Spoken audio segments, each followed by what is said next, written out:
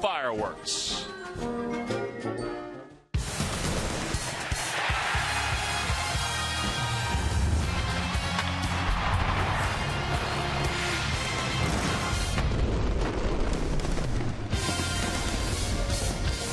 For the second straight year, the Phillies will celebrate the 4th of July in Pittsburgh, Pennsylvania, where this afternoon and into this evening they'll take on the Pittsburgh Pirates. It's game one of a 3-game series, the 238th celebration of our nation's birthday. Hi, everybody. I'm Tom McCarthy, joined by Matt Stairs, who's back with us here in Pittsburgh, and Jamie Moyer. We hope you're enjoying your 4th of July and this entire weekend, and we hope baseball is part of it. Now, from a fireworks standpoint, we'll see them later on tonight, but for the Pirates, they've seen some fireworks offensively recently. Yeah, they have seen it recently, but through the first 64 games of their season, Tom, their offense really has struggled a little bit. Their starting pitching really hasn't established themselves, and their bullpen has struggled as well.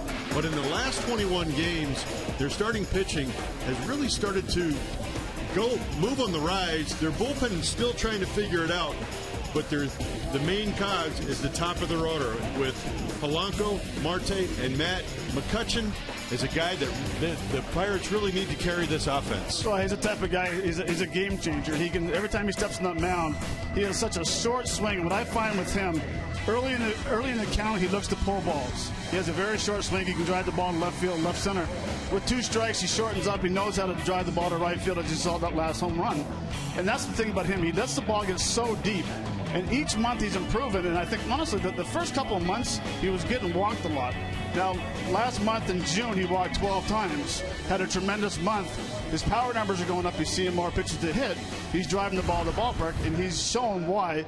One, he's the June player of the month, and he's also the guy who was the MVP of the league last year. Well, it certainly has helped that Polanco has come up from the minor leagues and has established himself as a bona fide leadoff hitter for the Pittsburgh Pirates. So it is game one of this 3-game series between the Phils and the Pirates. Roberto Hernandez will make his 16th start of the season, and he'll be opposed by right-hander Garrett Cole, who last July 4th started against the Phillies. He comes in with a record of 6-4. Well, Ben Revere's riding an 8-game hitting streak for the Phils.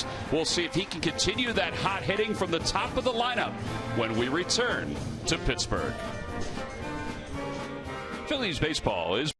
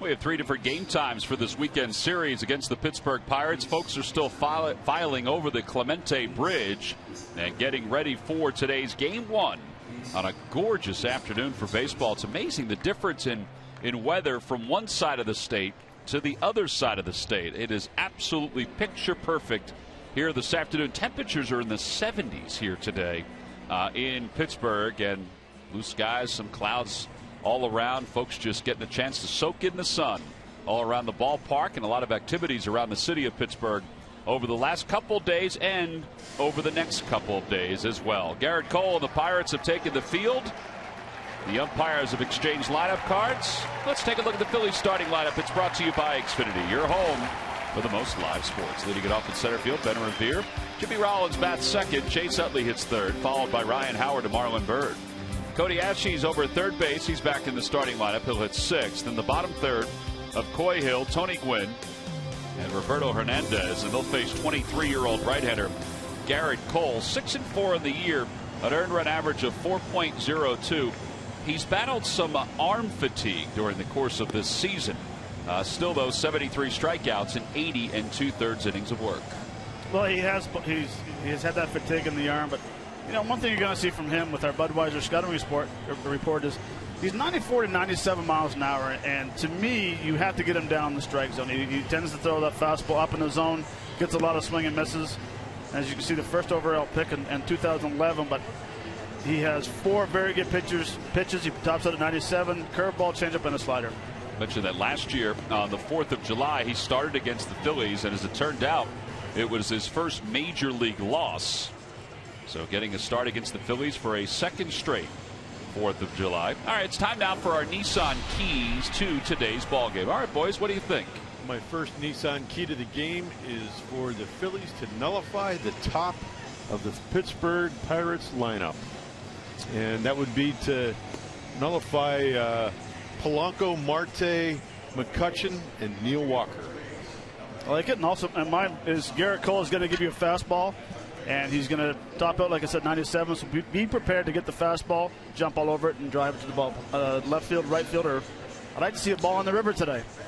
Be nice to hit a ball into the river today. What do you think? The ball carry well on a day like this? The breeze is going out a little bit toward the outfield. I think it will. I mean, this is a good ballpark, especially for left-handers. Get on top of that dish, hit it into right field. If you're a power guy. Now, Ben, hit the ball to left center. So Rivera lead it off. As we mentioned, he's hit in 8 consecutive games. His average at .293, and he takes outside. So we're underway. The count is 1 ball and no strikes. Rivera was 5 for 14 in the series against the Marlins. Phillies lost 2 of 3 to the Marlins in Miami. Inside corner, and it's 1 ball and 1 strike, according to C.B. Buckner.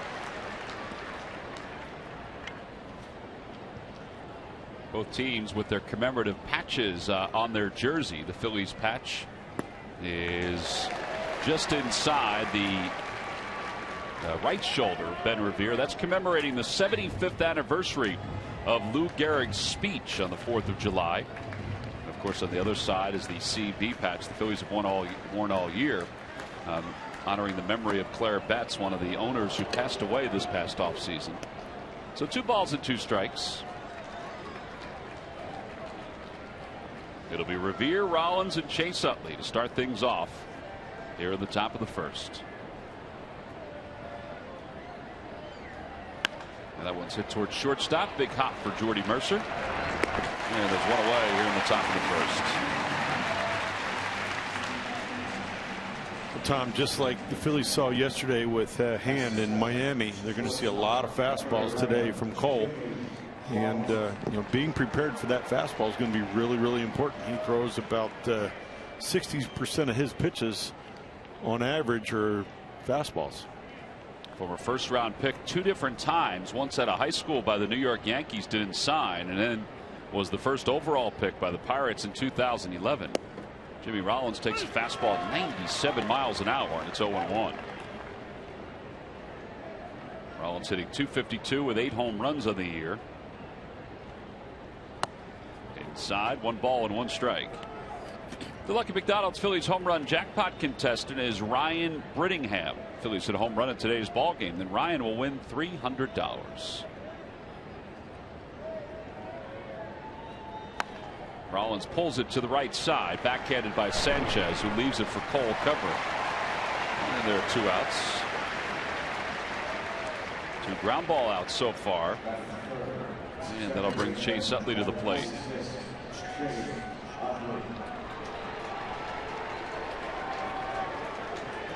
Utley did not have a particularly good series against the Miami Marlins. He was 2 for 14. Last year, though, pretty good numbers against the Pirates. He hit .400 against them. 6 home runs, 39 runs batted in for Chase.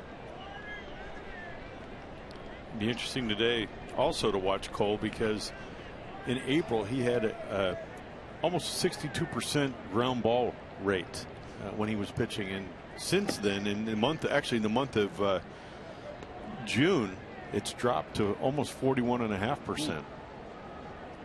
But so far today, he's had 2 ground balls for the first 2 outs of the first inning here.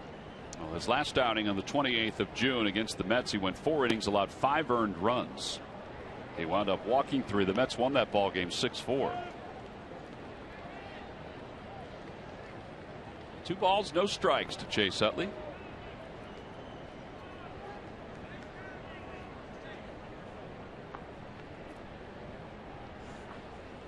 And Utley takes a fastball for strike 1. It's 2-1. Even though he's been battling that tired arm, the tired shoulder, as they called it, prior to his last outing against the Mets, he wasn't bad. He was 4-2 in his last 9 outings with a ERA of 3.28. Some folks felt like at the beginning of the year he just assumed there would be greatness and hit a little adversity, and now he's trying to deal with that adversity as the season's moved on. Utley takes a breaking ball for strike 2. It's 3-2.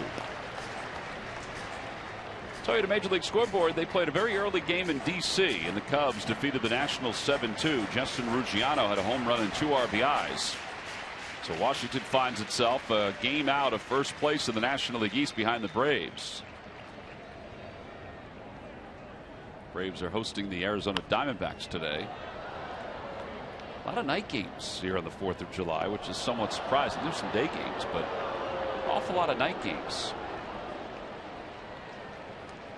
It's funny, we were talking about Garrett Cole and about his, what do you call it, dead arm, tired arm, fatigued arm, whatever you want to call. Still topping out at 97, 96 miles an hour. I'll take that any day for a dead arm. It doesn't look like it's tuckered out at all. No. Well, for me, then it's time to spend a little more time on your legs. Your wind, getting your legs underneath you, and building some more endurance with the bottom part of your body. Well, we got 3 ground ball outs, 1 to short, 1 to first, 1 to the third baseman, Josh Harrison. Middle of the first, and we will see Roberto Hernandez go to work when we come back.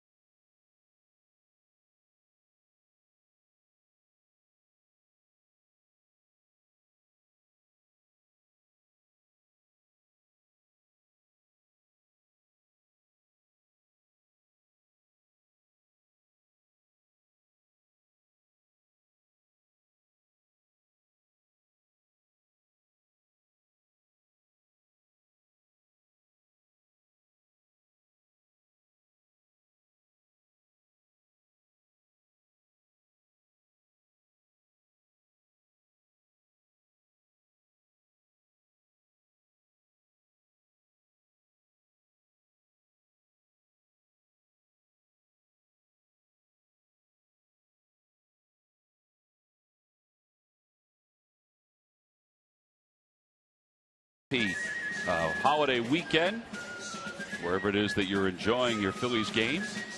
We're fortunate enough to be here at Pittsburgh, where it's always great to spend a weekend on this side of the state. They have great crowds traditionally when the Phillies come out here, and plus they've been winning the last couple of years, so the crowds are even better.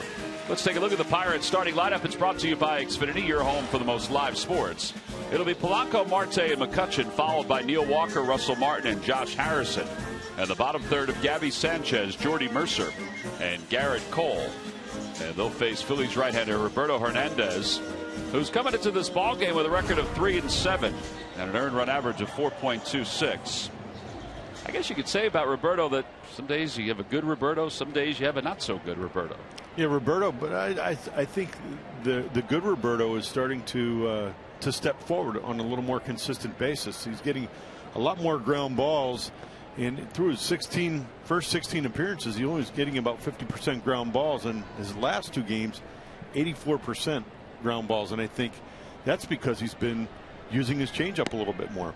But it'll be really interesting today because the Pirates do so well against the changeup. So it'll be interesting to see how that works out. Well, the first batter he'll face is Gregory Polanco, the rookie, hitting .300 with 3 home runs and 13 runs batted in. He's got good speed. Ashy's in on the grass at third. And the pitch is outside. 1 ball and 1 strike. Polanco started the year in AAA. A lot of Pirates fans didn't want that. They wanted him to start the year with the big club. But the Pirates decided to start him in AAA and have him lead off every game. So when they did eventually bring him up, they would bring him up and insert him into the leadoff spot, and he would handle it without any problems. And honestly, it seems so far so good for him.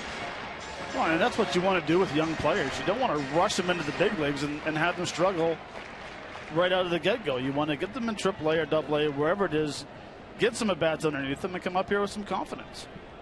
2 balls and 1 strike to Polanco, and he fouls it back to the screen. It's 2-2.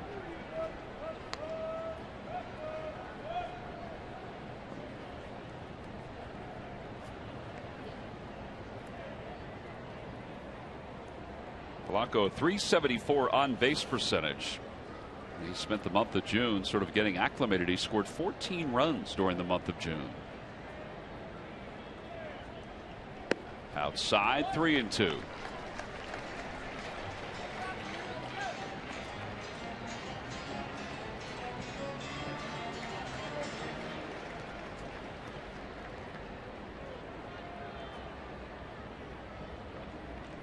It'll be Polanco, Marte, and then Andrew McCutchen here in the bottom of the first. Off the end of the bat, out towards shallow left. Tony Gwynn, sunglasses on. Leanders in, makes the catch, 1 away. Let's take a look at today's current weather conditions, brought to you by Oliver Heating and Cooling. Visit oliverheatcool.com for more information. How about on July 4th at 74 degrees? Matt, this is Canada weather right now. No, actually it's not. I talked to my wife earlier, and the last 4 days have been over 90 degrees in New Brunswick. So, but it is a beautiful day. Great view. Tom, too bad you didn't have your boat with you anymore. It'd be a great day to have the boat out along the Allegheny. It'd be awesome to have it out there. A little open cabin, floating around. Marte takes inside. It's 1 ball and no strikes. Marte's 7-game hitting streak versus the Phillies. 4 for 17 on this homestand so far for the Pirates. And he whacks that foul. It's 1 ball, 1 strike. Matt, when it gets that hot in New Brunswick, do the mosquitoes come out then too? Well, they're fried. They're going inside the air conditioning as well. Oh, just so you know, if it's 74 here in Pittsburgh today, then it's probably going to be 74 in New Brunswick in the next couple of days. Good. At some point. That'll make my wife happy. Inside, 2-1. Unfortunately, back home, the weather isn't as good as it is here because of Hurricane Arthur, which is swirling along the East Coast. They do feel like that will change sometime in the next couple of hours, though. At least for the folks in the Delaware Valley, not so much up in New England. 3 balls and 1 strike to Marte.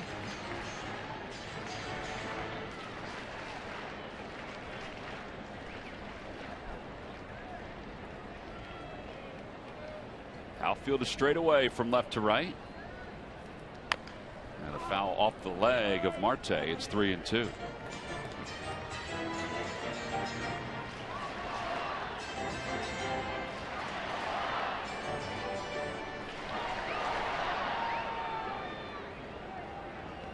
Pirates just signed Marte to a contract extension. He hasn't had a great year, although he has stolen 20 bases. He's been caught 6 times. He's hitting only .259, and he lines that one over the glove of Rollins into left field, a base hit. That was a sinker that was up a little bit in the zone, so a 1-out single. And it will bring Andrew McCutchen to the plate. Well, speaking of pitches, that was a sinker.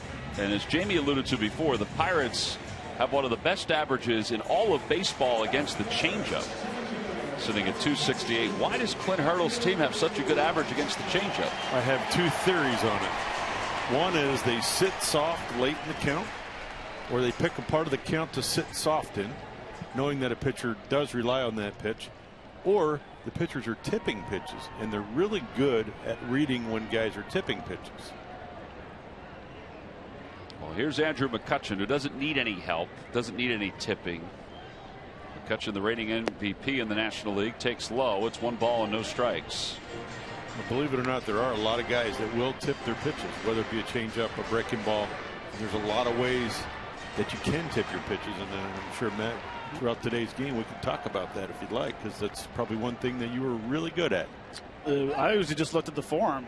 The form determined a lot. If the guy was turning the grip, we know if he was setting up with a 4-seam in his hand, and all of a sudden you get that little turn of the hand to change the grip, you can see the form tightening up. You know he was going to an off-speed pitch. Brad Lidge used to do a double toe tap on sliders and no toe tap on a fastball. Just small things you can pick up on pitchers. And every single pitcher will tip. Did you tell Brad Lidge that? He knew. But he was still perfect that year, so it didn't matter. It is remarkable to sit up here sometimes and watch Matt look at a pitcher. And Jamie, I'm sure you could do this too. But he can usually find something that a pitcher's doing that he can all of a sudden know what pitch is coming in. Oh, and we saw that with Hand last night on his pickoff moves to first base. And as I also mentioned that we saw it with he came up, started with the ball as a changeup with his grip every time, and then switched. But when he didn't switch, he stayed with the changeup, but he didn't throw that many. And his glove didn't move. Correct. 2 balls and no strikes to McCutchen. 0 for 2 against Roberto Hernandez, who has 2 outings against the Pirates where he's pitched well. There goes the runner. The pitch is taken up for a strike. Throw to second, though. Sails. Stolen base number 21 for Marte. Coy Hill had no chance. Well, I guess he had some chance if Marte would have tripped and fallen before he got to the second base bag, but he got a great jump. Or if Ryan would have tripped him right there, but you can see he got a tremendous jump, head down, straight steal the whole way, and McCutchen took a strike and let him steal the base, and that's the biggest thing right now. And Jamie mentioned earlier that even when they're going to throw over to first base, they get into a tendency of what they're going to do. If their head drops, their hand comes up, whatever it is, and that's the unfortunate thing right now of all the video that's out there and all the cameras that are everywhere.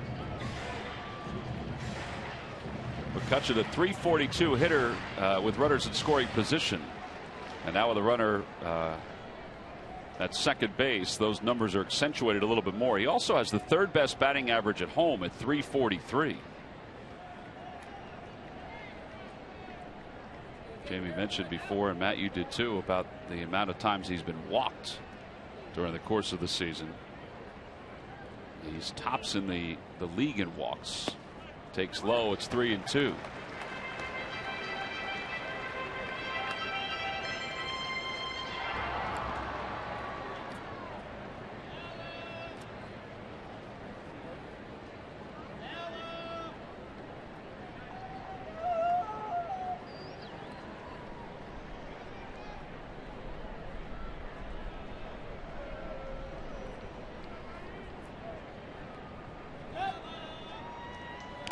And a foul tip, or a foul ball, I should say.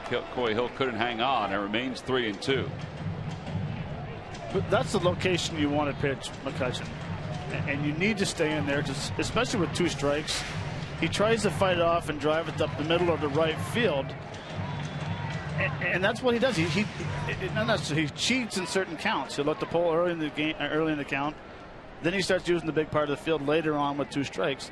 You need to keep on pounding that 2-seamer down and in, and get him to roll over to third base or to jam himself. Matt, how would you describe cheating when a hitter cheats?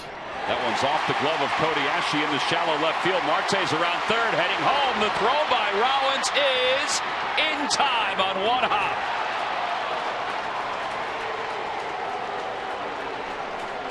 .62 on the putout to get Starling Marte.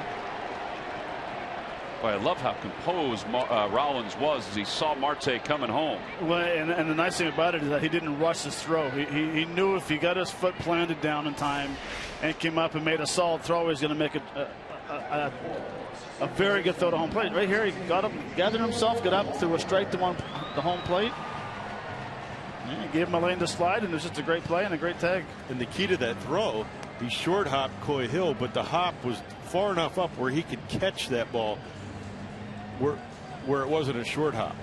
So he left the plate wide open. As Matt said, there was a lane there. He was able to field it and then kind of the ball took him into the tag. Well, fine play, helps the Phils. There are 2 outs. McCutcheon's over at first. They do score that a base hit for McCutcheon, and rightfully so. The batter is Neil Walker. McCutcheon 12 for 12 in stolen base attempts.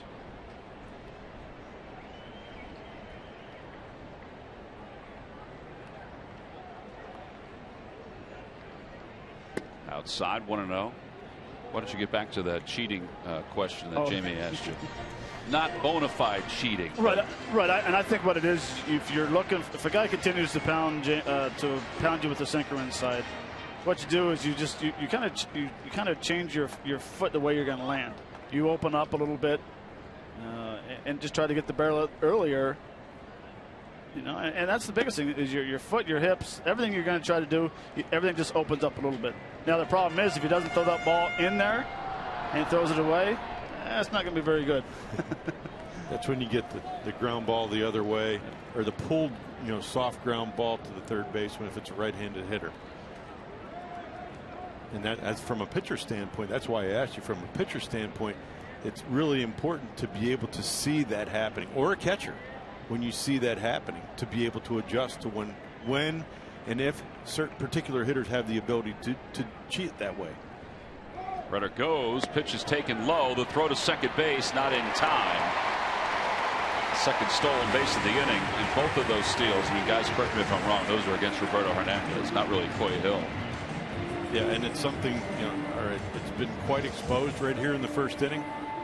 The Pirates are going to continue to do this whole game as long as the Phillies cannot figure out a way to nullify that. So now another runner at scoring position.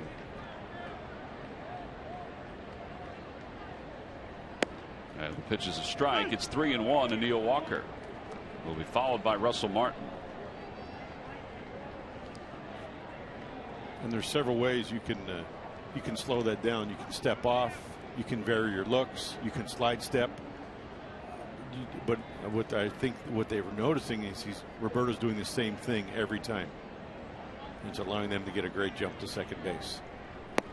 There's ball 4, so 2 runners on. A lot of pitches here in the first inning for Roberto. He's now thrown 24, and he's only faced 4 batters. This will be number 5 with Russell Martin coming up. 13 balls to 11 strikes.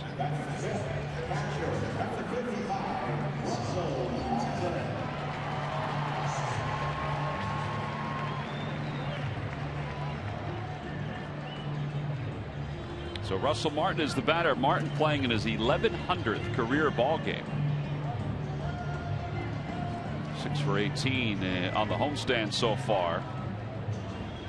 Pirates have kind of connected a correlation between their recent success to Martin coming back off the disabled list with that hamstring problem. Or I should say the left shoulder. Well, no, the hamstring problem, but he's been battling the left shoulder problem recently. He's now played in 4 consecutive games. 1 ball and no strikes to Martin.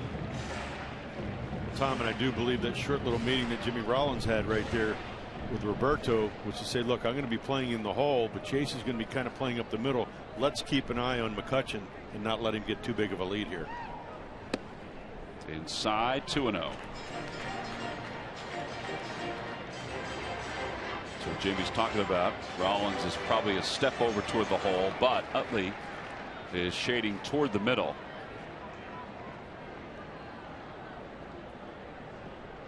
The key here is to make McCutchen stop his feet. That's foul, fortunately. Hit well, but foul. May have broken a few bulbs in that ribbon board out there. The horizontal line -7 inches. I can never understand that. When vertical and the horizontal break of pitches. Look at that, 16 of 17 against Roberto. Needs to hold the runners on a little bit better. Oh, and the Pirates have picked up on that from the first inning. 2-1 pitch. Foul ball. It's 2-2.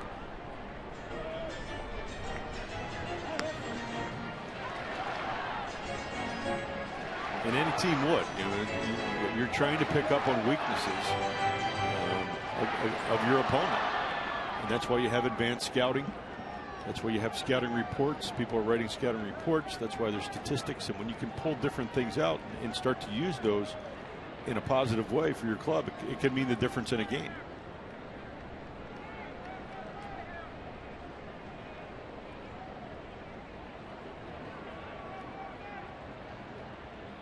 In the dirt, 3-2. The runners will be off on this pitch with 2 outs here in the bottom of the first inning.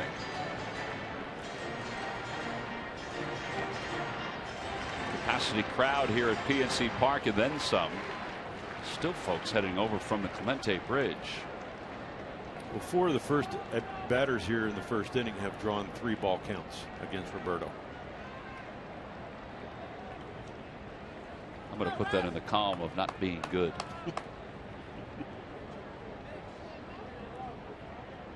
And hence the fact that he's going to throw his 30th pitch of the inning after Martin calls for time. The thing that potentially could become good from this situation is if he gets an out here, because usually outcomes are not good when you're throwing that many pitches in an inning. Runners go. Pitches hit sharply through the hole on the left side, and the Pirates will take the lead. McCutchen will score. Martin gets the RBI single. 1-0 Pittsburgh.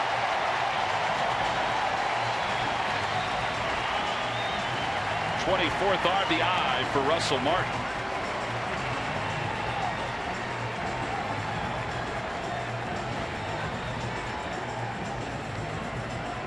Well, and that's what we were talking about. He's thrown so many pitches in the first inning, and that's why out of 15 starts this year, as you're going to see right here, it's a 2-seamer, inner half. Must throw a strike, and you can be aggressive in that situation as a hitter. But getting back to the point, with 15 starts this year, 2 times he's pitched 7+ innings. And that's the reason why, is because he throws so many. His ratio usually early in the game is so bad that doesn't allow him to go deep into the game. Yeah, 2 times 7 innings or more, 7 times 6 innings or more. That's still not a lot. It's less than half of his outings, half of his starts, I should say. 1 ball and no strikes to Josh Harrison, starting at third today for Pedro Alvarez, which sent the clubhouse sort of a buzz that Alvarez was not starting against a right-hander. Clint Hurdle said that he liked the splits. He liked the matchup of Harrison against Hernandez, even though Alvarez, who had 100 RBIs last year, is a left-handed power hitter. Well, to add to that, Matt, these 6 hitters, he has not thrown a first pitch strike yet. That one's back toward the middle. Another base hit. Another run will score for Pittsburgh. On his way to third base is Russell Martin. An RBI single for Josh Harrison. 2-0 Pittsburgh.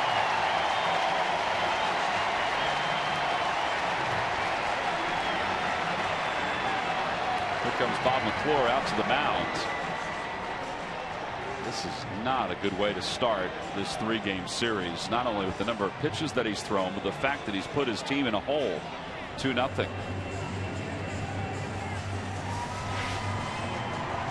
looks like a slider that's down, but really hasn't established that he's going to throw strikes and hasn't established anything in off the plate and he hasn't been ahead in the count. And his fastball, or excuse me, his slider and his changeup are almost the exact in speed. So the only difference if he throws a good slider or a good changeup is the way they move, but the velocity is the same. So you really don't have to make a huge adjustment from either one of those pitches.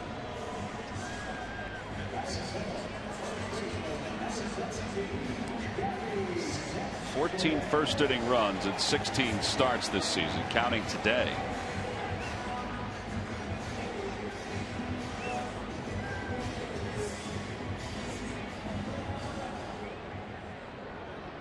Here's Gabby Sanchez starting over at first base, 1 for 9 so far on this homestand. Runners on first and third. Fastball in, 1 ball, no strikes.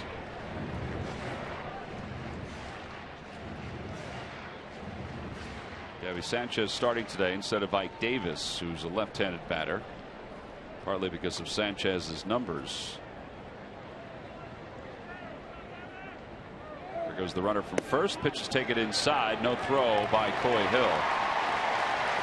3rd stolen base of the inning for the Pirates.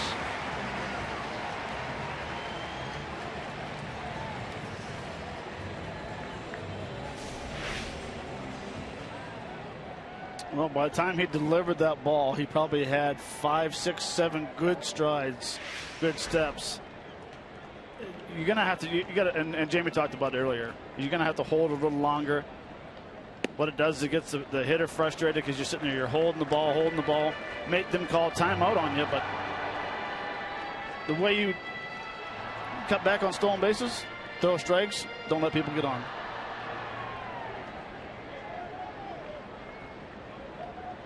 Three balls, no strikes to Sanchez, and there's a strike. It's 3-1. C.B. Buckner looked like he was ready to call that one. He wanted to call a strike.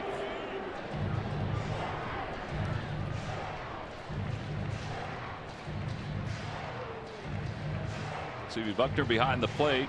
Hal Gibson's at first. The crew chief Dal Scott at second. And Dan Iasonia is around at third. Inside, and the bases are loaded.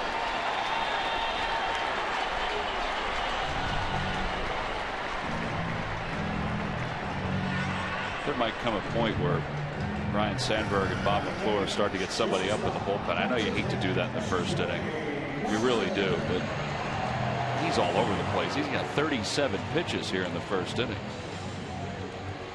Yeah, not a fun place to be as a pitcher, nor is it a fun place to be as a manager. No. Or the defense behind him right now. Jordy Mercer's the hitter, and Mercer takes inside, 1-0.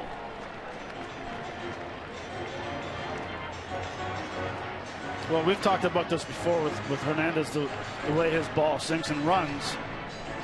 Maybe what we need to do is set up right down the middle and let the ball go left or right or whatever. He's inside consistently to right-handed hitters, so he's just trying to kind of force it in there. 11 pitches over for a strike. Mercer looked like he was taking all the way. And this is another one of those situations where Ryan Sandberg may say to Bob McClure, how did he look in the bullpen? And Bob might say, hey, he had a great bullpen.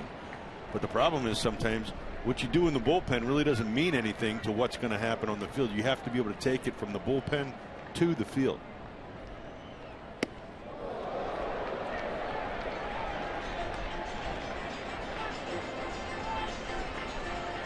And vice versa. You can have a horrible bullpen and then come out on the field and be lights out. But Matt, it's so true about the defense. You know, they're on their heel, you know, they're on their balls to their feet, and they're on their heels. The balls to their feet, their heels. Ball one, ball two. It's tough to play good defense in this situation. Well, now it's 2 balls and 2 strikes.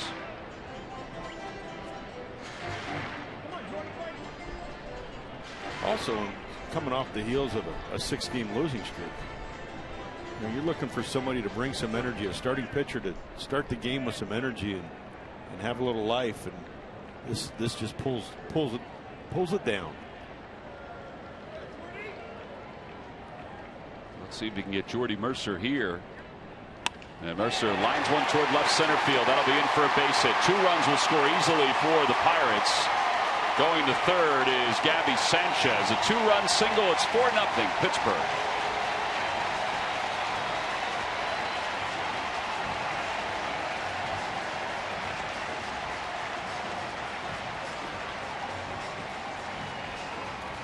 After the leadoff out by Gregory Polanco, the last 7 batters have reached.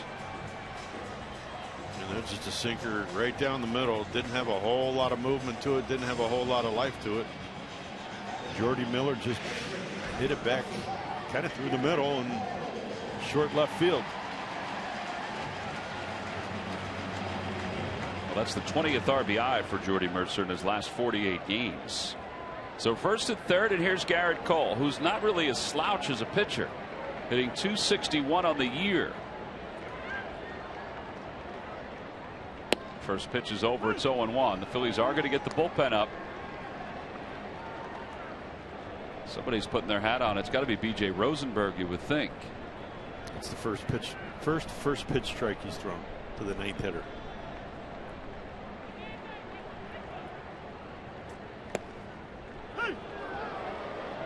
Has he been ahead 0-2 to anybody? No, because he hasn't. Oh, that's right. You just said that. Pitch. It is B.J. Rosenberg. If you said it more than once, Jamie, I would have picked up on it. Little dribbler up the third base line. It's a fair ball, and Hill picks it up, thankfully, and throws to first, and the side is retired. Finally. It's 2-3 on the putout, but the Pirates score 4 runs on 5 base hits, a couple walks, 3 stolen bases. We'll go to the second. Pittsburgh up 4-0 over the Phils.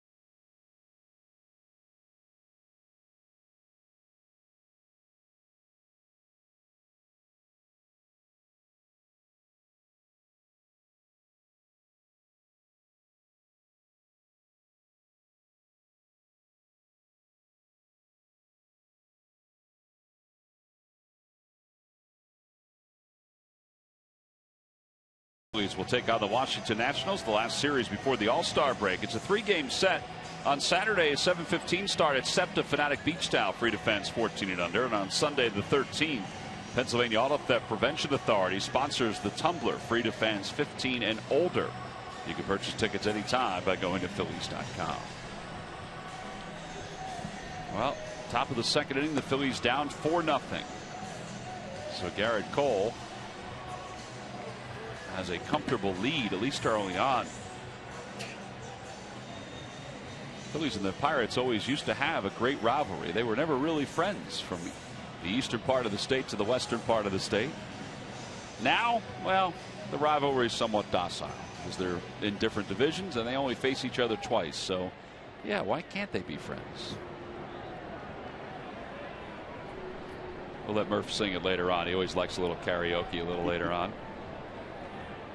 Is that right, Goose? Ryan Howard will lead it off, and he takes a strike. It's 0-1.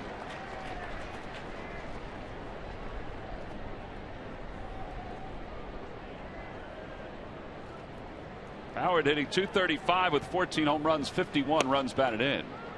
That is 1 ball and 1 strike.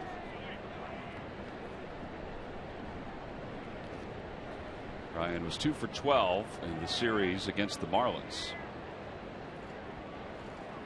And he fouls it back. 1 ball, 2 strikes.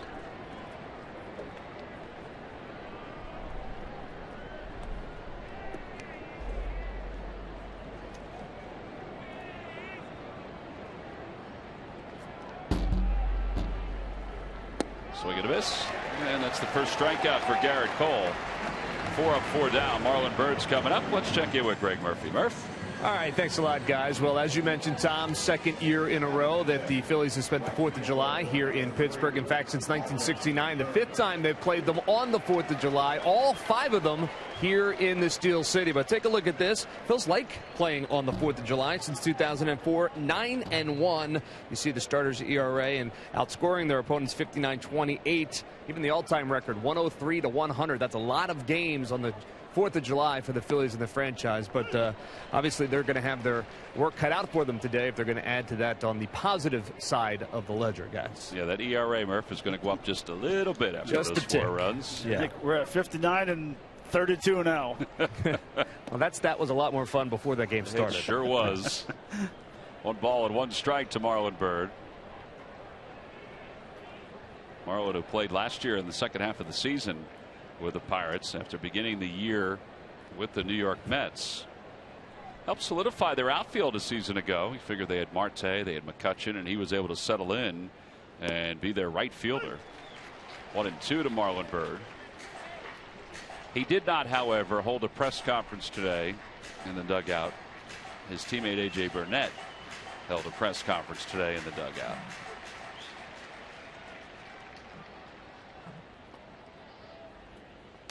A foul ball, and it remains 1-2. AJ was here a couple of years. He garnered a lot of attention before the ball game, didn't he? He did. I was in the locker room when he was asking, what time we're meeting and who's going to be down there. There's going to be cameras and stuff. And AJ's happy-go-lucky guy. He trotted down there and did the interview.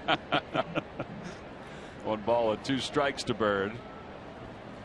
Check swing. Did he go? Yes, he did. The ball gets away. Byrd is arguing with C.B. Buckner. Why is he not running? And look at Russell Martin. He's just going to roll the ball over to first base. I think you got to run. And if you have an argument, if you don't make it to first, then you argue. But you got to run. Second strikeout for Garrett Cole. And Ryan Sandberg's coming out, and he's going to have a discussion with C.B. Buckner. Now, he has to be careful. You cannot argue balls and strikes. He did not go. No, and I've always had a tough time trying to understand why home plate umpires make those calls. Their job is for me to call balls and strikes, and if there's a check swing, appeal it. It's the bottom line. I mean, just go ahead and it's awful hard to determine if it's going to be a strike. Now I got to see if he's going to swing at it. Tom, I agree with you. I don't think he swung there. But I also agree with you saying that he should have ran if there's any doubt since he had to call it out. Yeah, he would have been safe at first base. And, he would have been unhappy that he struck out and it's an at bat, but he still would have been safe at first base and he wouldn't have just been standing at the right side of the batter's box. Quickly, it's 0-2 to Cody Ashe. Ashe 2 for 10 against the Marlins.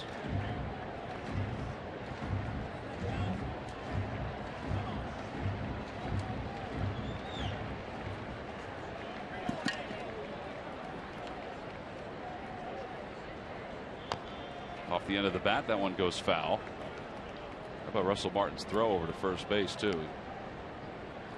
Basically just rolled it over to first base. Well, you can clearly see the difference in at bats when the pitcher's ahead versus when a pitcher's behind.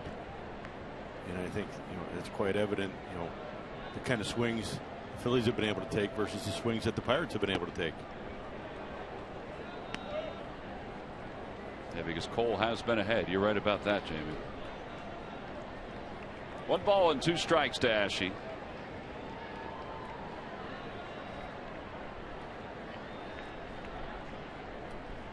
Inside, 2-2. Okay, and here's the thing. And before the game, these guys are going to have a game plan. They go over there, have their meetings, what he enjoys or what he throws first pitch. Now you're down 4-0. Don't change your approach. If you're going to be aggressive in the account, then go ahead and jump all over that first pitch fastball. Just because you're down 4-0, don't get away from the report or the approach that you wanted to have. Yeah, like that fastball right there at 98 miles an hour. So if you know he's going to throw it for a strike early on. 3 balls, 2 strikes to Cody Ashe. And he pulls that one foul. And it remains 3-2. During the 2014 season, Turkey Hill, the official ice cream of the Phillies, will donate $5 for each Phillies victory. And for each carton of Phillies Grand Slam ice cream sold to support the Phillies youth baseball and softball academies. Softball programs, I should say. 3 balls, 2 strikes to Ashe. Outside, ball 4, first base runner of the day for the Phillies. And that'll bring Coy Hill to the plate.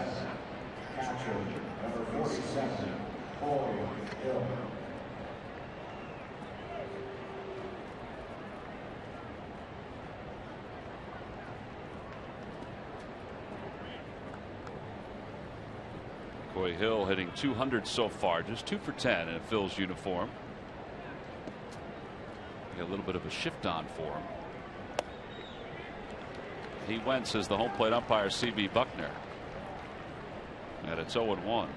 Jordy Mercer, the shortstop, was dancing back and forth as that pitch was coming in. How about that? Coy Hill has only had 10 at-bats in the big leagues, and they got a shift on for him.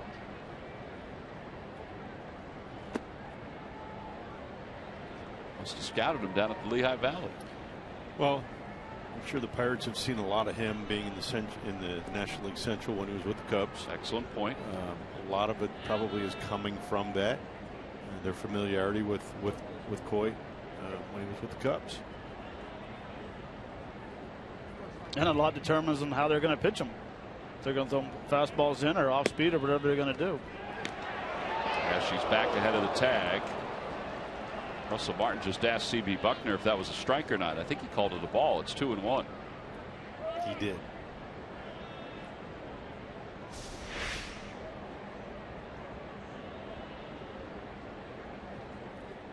Might have been high, but it looked like it was right down the middle. 2 balls, 1 strike. Ground ball towards shortstop. Mercer goes to his right, flips to second just in time to get Cody Ashe. 6-4 on the putout, and the side is retired. No runs, no hits, and 1 man left. We've played 1.5 on to the bottom of the second. It's 4-0 Pirates.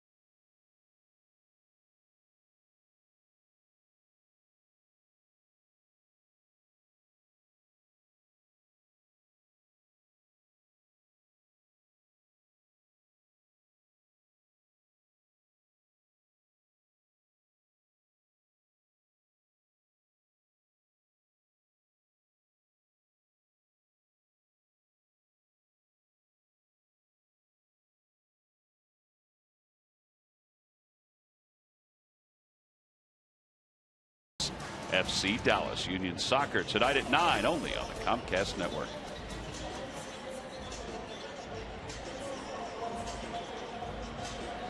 We go to the bottom of the second. It's 4-0 Pirates on top. Pirates batted around in their half of the first. And now as we go to the second, it'll be Gregory Polanco, Starling Marte, and Andrew McCutchen against Roberto Hernandez.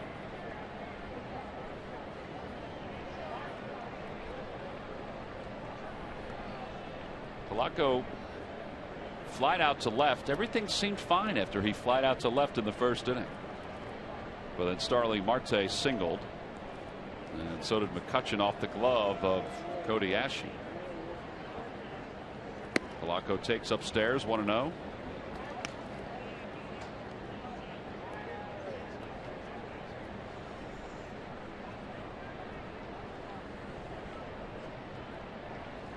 Outside, and it's 1 ball and 1 strike.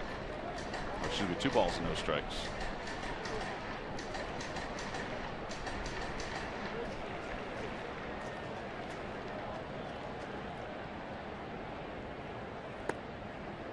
On the outside corner, 2-1.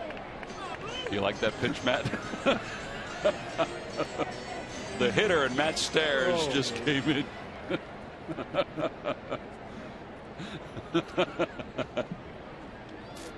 I like it when I'm broadcasting. Yeah. How to play. It's 2-2. Oh, there's shadows around home plate. It's tough for the umpire to pick up the ball. You're so nice, Tom. Wow. Well, it helps Roberto out because it's now even 2 balls and 2 strikes.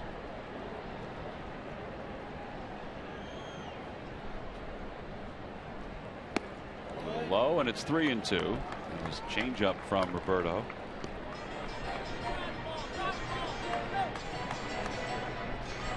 Hernandez finished the month of June 1-5 with an ERA of 5.03. And his first start here in the month of July is not going all that well. Outside, ball 4. I think it's safe to say that you got to keep an eye on Gregory Polanco because they've already stolen 3 bases. It's now time for you to tweet your photo using hashtag PhillyFanPhoto for a chance to have it shown in an upcoming game broadcast brought to you by AT&T.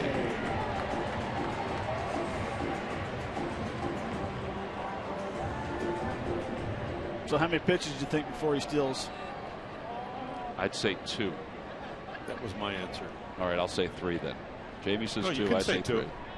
I'll go 2.5. That pitch is low. 1 ball and no strikes. I'm going to say he doesn't steal. Really? How many pitches until B.J. Rosenberg gets up again in the bullpen? 3. That means it's going to be 3-0 though, Matt.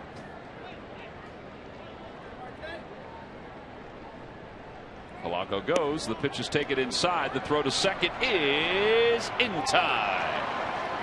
That time Hill compensated and threw a strike right to the base path. 2-4 on the put out, 1 away. Boy, Hill was throwing 50% of the runners out in the minor leagues. Well, and immediately threw a strike to second base, but Hernandez was a little quicker to home. After the first pitch, he did a slide step. That time he. That one's out toward left field. It's not deep. Gwynn makes the catch. Continue, Matt. Well, and that's the key is that you change your looks, and Jamie and mentioned it earlier that you want to change your looks. You want to hold the ball longer, quick pitch, slide step. For a hitter, one of the toughest pitches to hit is a slide step changeup. Because as his body moves, you're kind of rushing towards it, and all of a sudden he throws that changeup, and it's usually when you get out in front of people. But he did a good job there compared to the first inning of making the adjustment and giving Hill a chance to throw the guy at second base. Andrew McCutchen takes a strike. It's 0-1. McCutchen, as we mentioned, singled off the glove of Ashe his first time up, and he eventually scored the first run of the inning for the Pirates.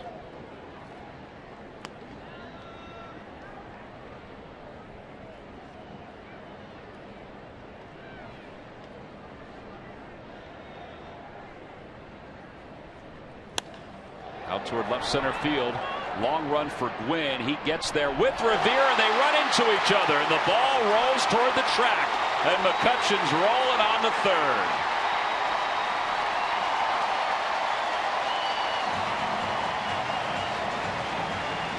It's been that kind of day, and honestly, it's been that kind of 6 weeks for the Phils.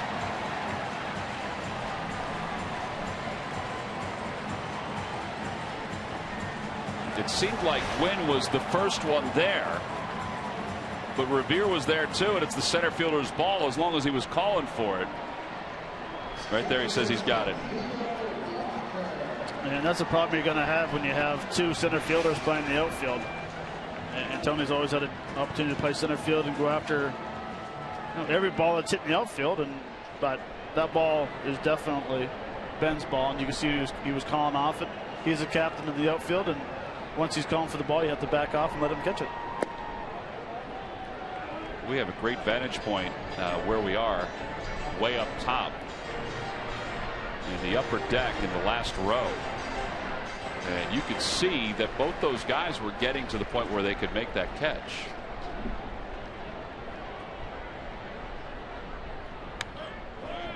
One ball and one strike.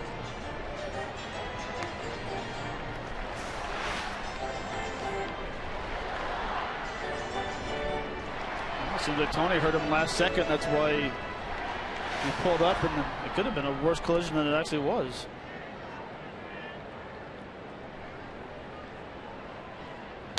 Ground ball foul. They've scored that a triple. And that's the third triple of the season for McCutcheon. And he needs all the help offensively he can get, right? The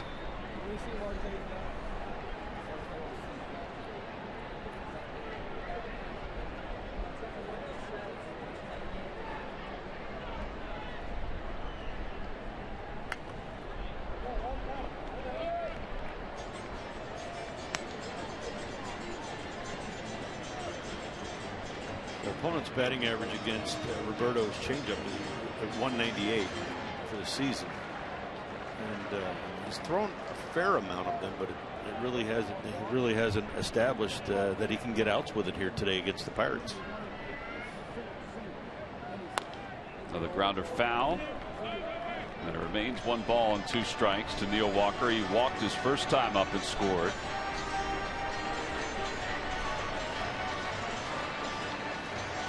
Well, and Hernandez hasn't. This is going to be the 63rd pitch of the game already, and he hasn't established fastball, changeup, or slider, or either side of the plate right now. He's really struggling to find that strike zone.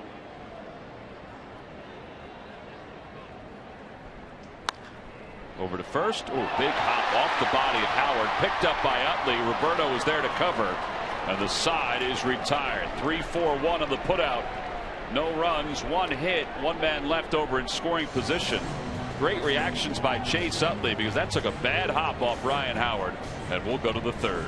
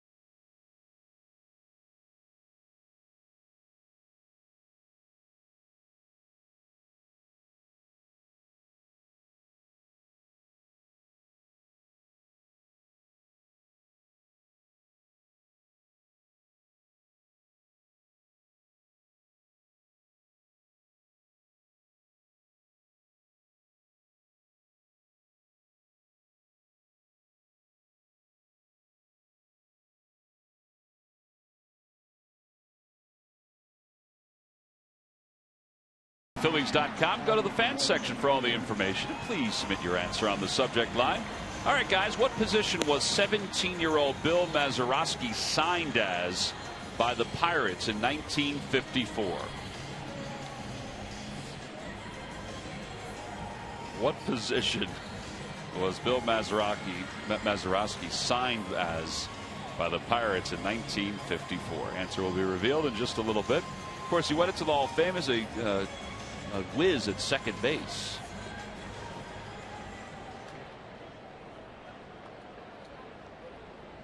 People getting themselves in position to watch a little fireworks later on today. Tony Gwynn will lead it off. It'll be Gwynn, Hernandez, and then the top of the order for the Phils. And Gwynn takes outside. 1 ball and no strikes. 15th start of the year for Tony Gwynn.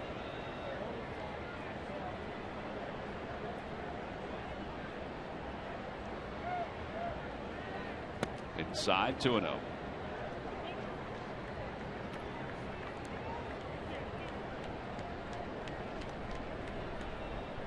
Tony had a couple pinch hit appearances in the series against Miami. Came on to play center field late yesterday.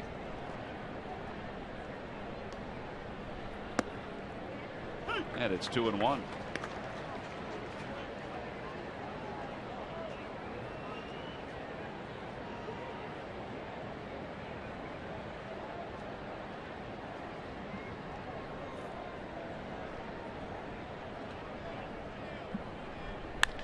To the right side and an easy hop for Neil Walker.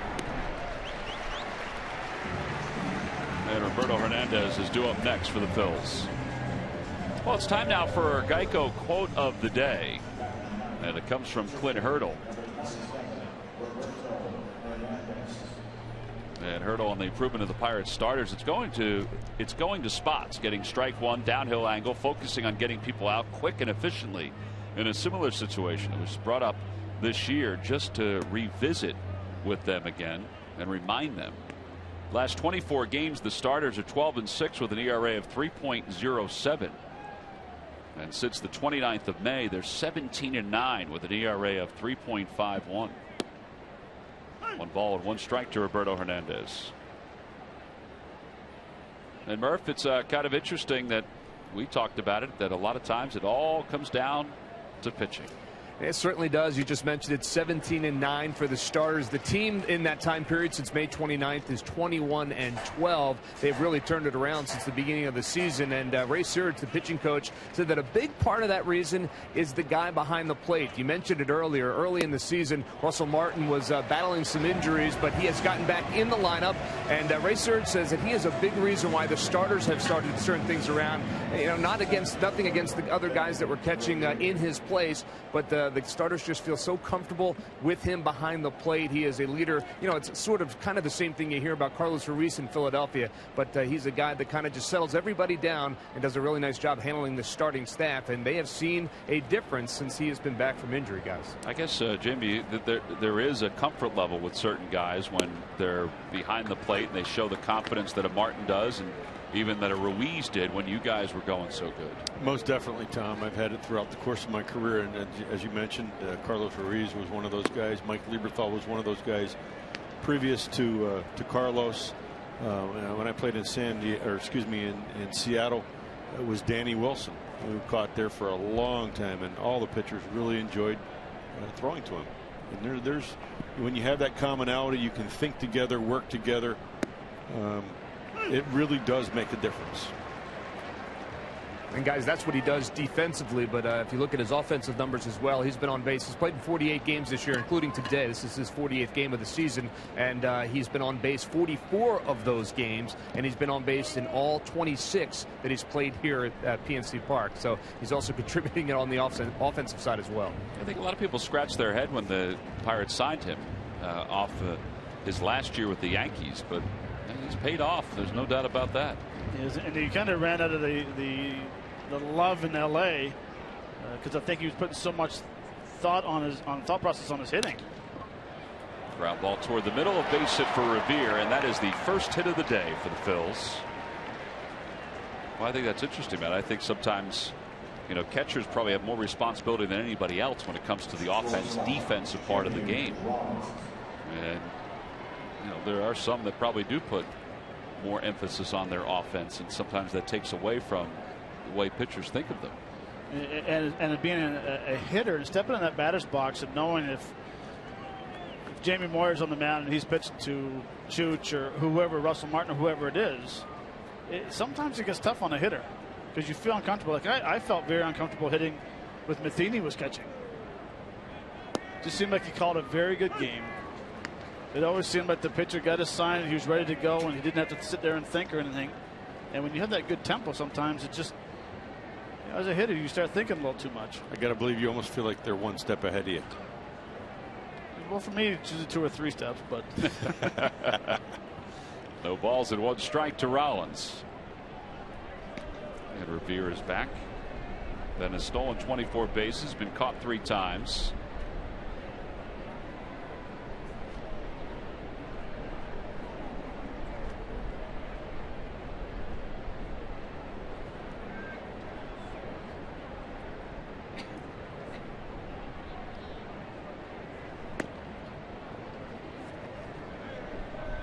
Right there, for example, to get ahead of Jimmy, first pitch with a curveball, and for whatever Russell Martin was thinking, he called that fastball and he moved off the plate. He really wasn't looking for a strike. You know, that told Garrett Cole right there, here, throw the ball to me, and we're, you know, because I'm going to really try to set up the next pitch. Now, he didn't obviously execute that next pitch right there the way Russell Martin wanted to, but Russell Martin has a plan. And you can see him acting that plan out pitch by pitch by pitch. Yeah, and Garrett Cole, you could see his reaction. You know, he wasn't happy with himself because he didn't execute that pitch. The throw over to first, and Revere is back without a tag from Sanchez. You know, the good catchers also, they do have a plan. It's almost like a story. It's like they're writing a book as they go through a game. And, you know, they really want to get that. You know, the first chapter started in the first inning, and you look at each inning as a chapter as you get through the book. Revere goes. The pitch is high. The throw to second is not in time. Great jump by Ben Revere. 25 stolen bases for Revere. He's eclipsed last year's total. See the big high leg kick, and Ben had a tremendous jump. And even Russell Martin made a very strong throw to second base, but wasn't even close. Rollins hits it foul behind the plate, and it's now 3-2. Tom, no foul balls up here probably ever. No, I can't imagine. Not in the years that we've been coming here. We don't come here more than 1 time a year. I'll tell you, if somebody hits a foul ball up here, they are just mule strong.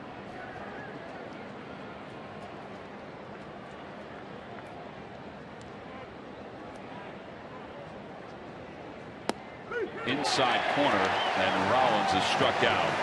4 strikeouts for Garrett Cole. No runs, 1 hit, and 1 man left in scoring position. Middle of the 3rd. It's the Pirates 4, the Phillies nothing.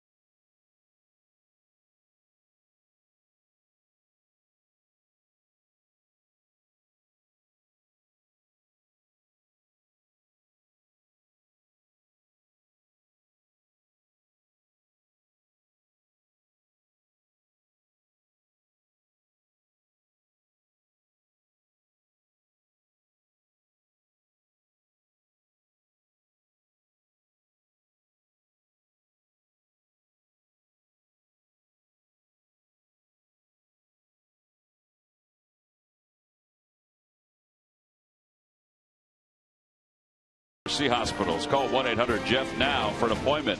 Buy the Pennsylvania Lottery. Benefits older Pennsylvanians every day. And buy the Quality Plus Sports stores. Go further. On this 4th of July, the Phillies trailed the Pirates 4-0. There are bridges everywhere here in Pittsburgh.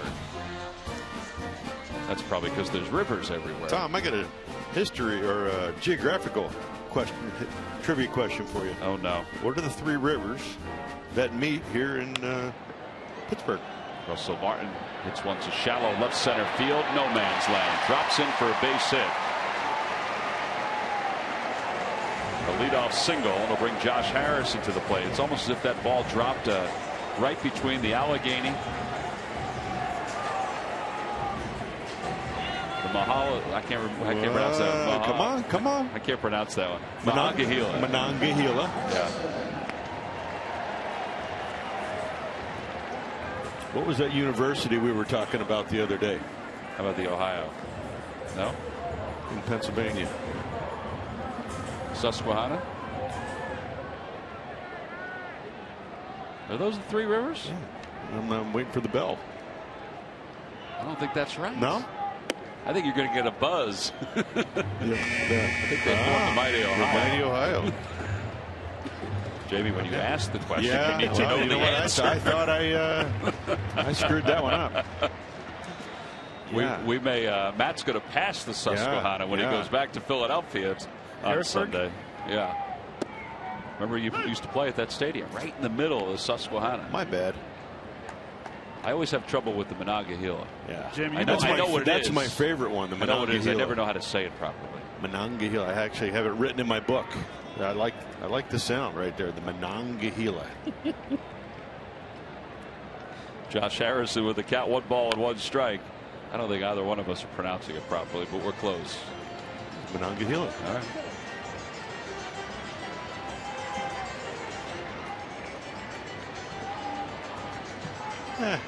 Having a little fun at the ballpark today. 1 ball and 2 strikes to Harrison with a runner at first. Nobody out here in the 3rd.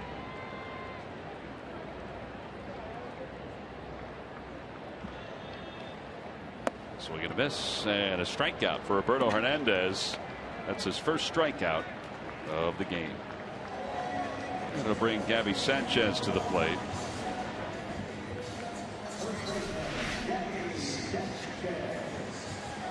There was a good changeup right there. As the bottom dropped out of that, had some good depth to it, had some good run to it. Gabby Sanchez walked his first time up. Short lead for Martin at first. Ground ball foul. It's 0-1.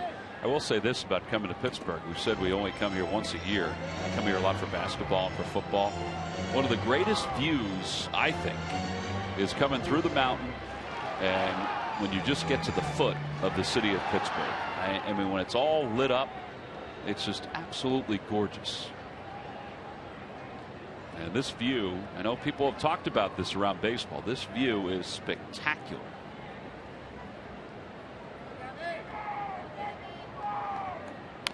Another ground ball foul, and it's 0-2. This is one of my favorite places to hit.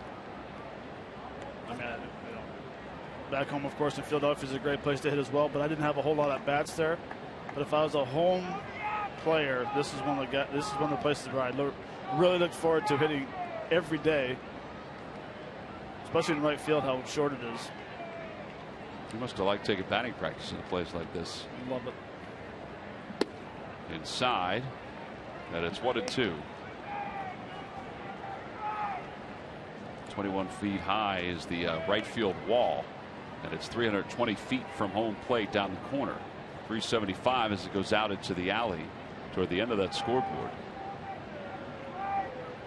Did you ever put any baseballs into the river? Not in the fly. No, there's only been 2 people ever. Popped him up in front of the plate. Hill, with that hockey style catcher mask still on, makes the catch. And there are 2 outs. Darrell Ward was one, right? Yep. Who was the second one? You guys just played against him in Miami. First baseman. Oh, Garrett Jones. Garrett Jones. Okay. Pedro Alvarez hasn't put one in there on the fly yet? No. What the heck's he waiting for? Change up, down, and in. Good point. Jordy Mercer singled home a run his first time up. He's 1 for 1.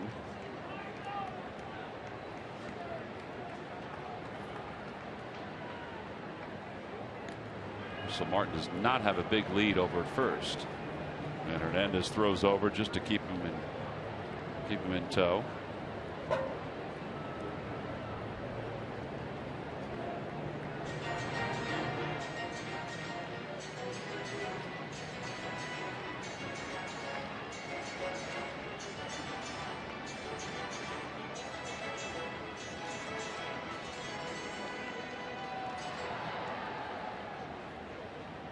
And there is a shadow here right now at the front of the mound, and usually that does have a little bit of an effect. Man, how does that work when the shadow stops or starts in front of home plate or in front of the mound?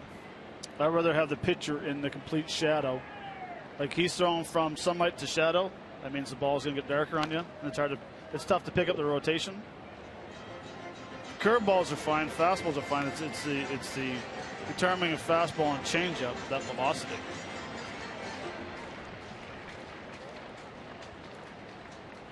The sun keeps ducking behind the clouds here too.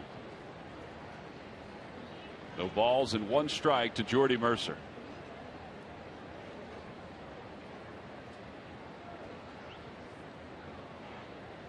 It was funny. I did a pregame show with Joe Kerrigan, and he brought up about the batter's eye, how shiny it is. He's heard people complain about the sunlight off of the buildings across the river where it bothers. So if you're looking at that high, no wonder you're struggling. Out towards shallow center. Chase Utley is there, and he makes the catch, and the side is retired. No runs, 1 hit, and 1 man left. We'll go to the 4th inning. The Alligator looking pretty sharp right now outside PNC.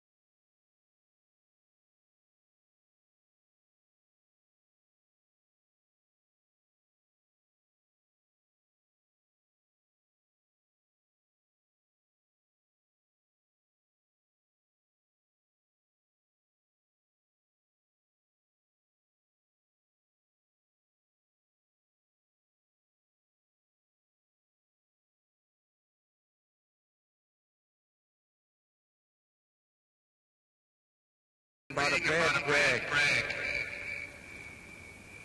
Today, I consider myself the luckiest man on the face of the earth.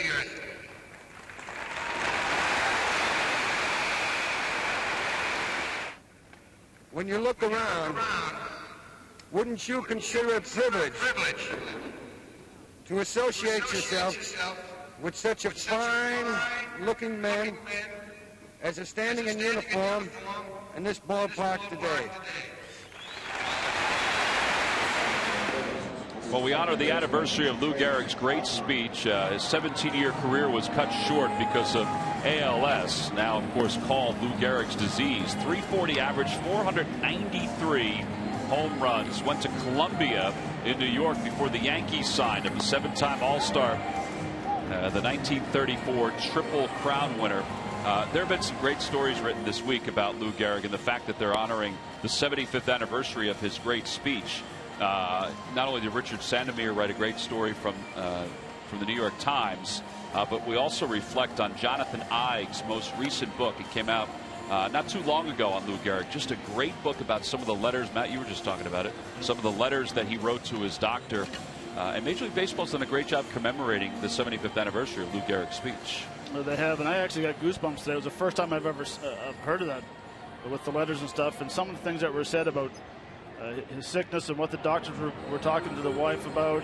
It was just something that was very interesting, and definitely something that gave me goosebumps while I was listening to.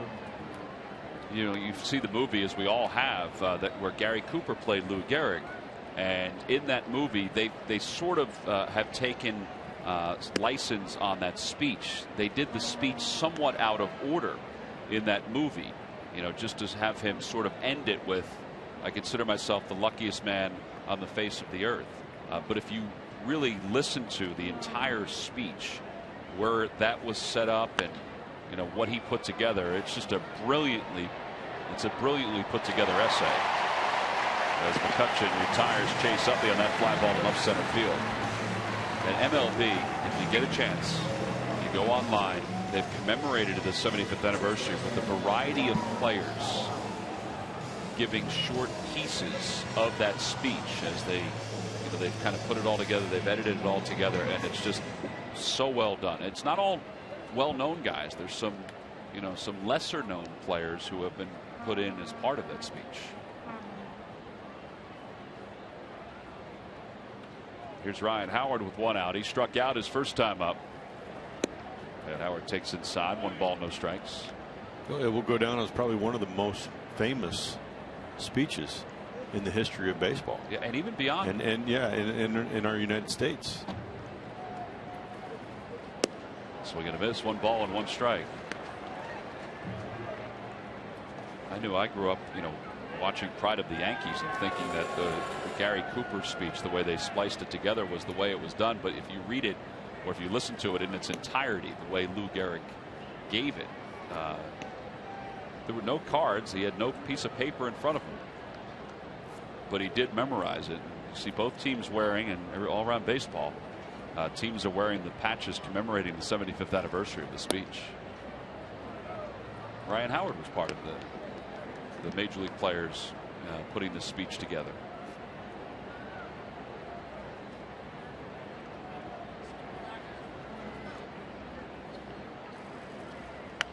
That one's fouled away. It's 3-2, and I say lesser known players because it's all first basemen from around Major League Baseball that they've used for that speech.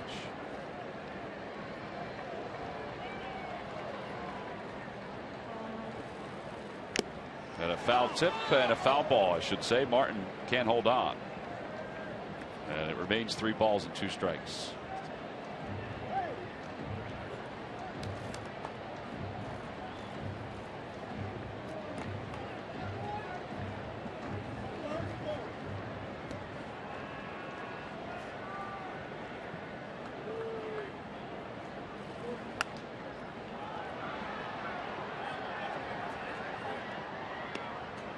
Oh, and by the way, the ball that Chase Utley just hit, yeah, the last out, I think McCutcheon just ran about a 1/4 of a mile to catch that ball.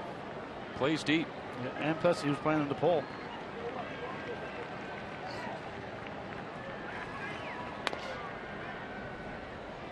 Howard spoiling a bunch of pitches here.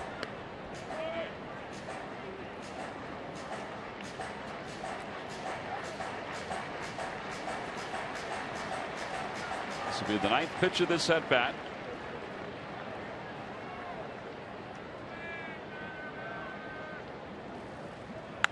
And he pulls it toward the shift. Diving stop Harrison to his feet. 5-3 on the putout. The third baseman shifting over to the right side. Robs Ryan Howard of a base hit. And they're 2 gone here in the 4th.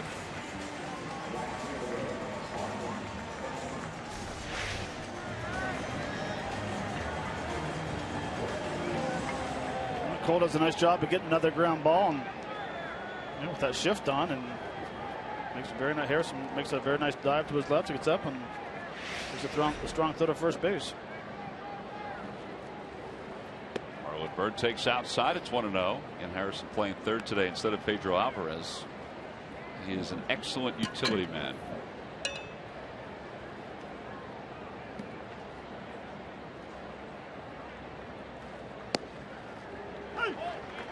One ball and 1 strike to Byrd.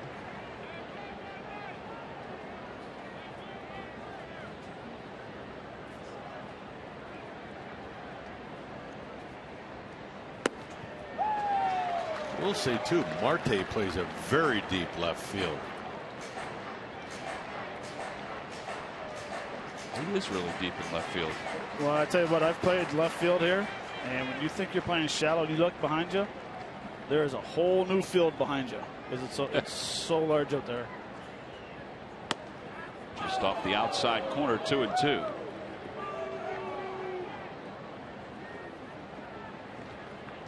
Yeah, he is deep.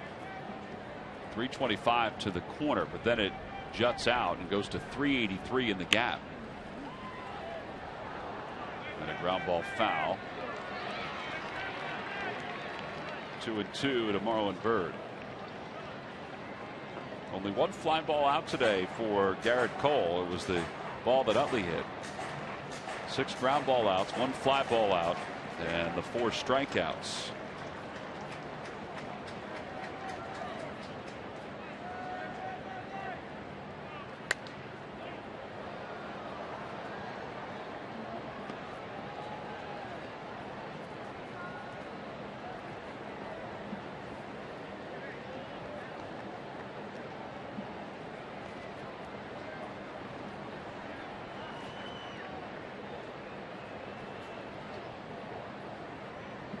Bird strikes out again, and the side is retired in order. Nothing across for the Phils. On to the bottom of the 4th here in Pittsburgh.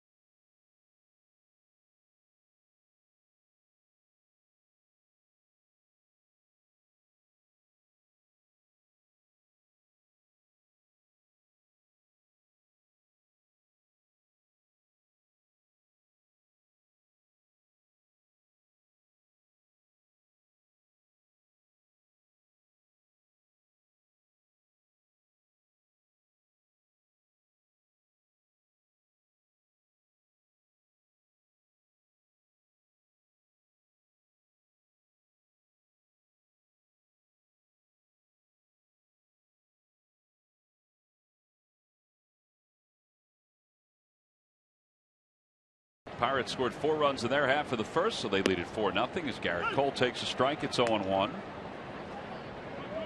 75 pitches for Roberto Hernandez. Garrett Cole's in the 70s too with the number of pitches that he's thrown. He's 0 for 1. Fly ball right field. It's not deep. Playable for Byrd. Phillies baseball is brought to you by Delaware Valley Honda. Visit your local Delaware Valley Honda dealer or shophonda.com.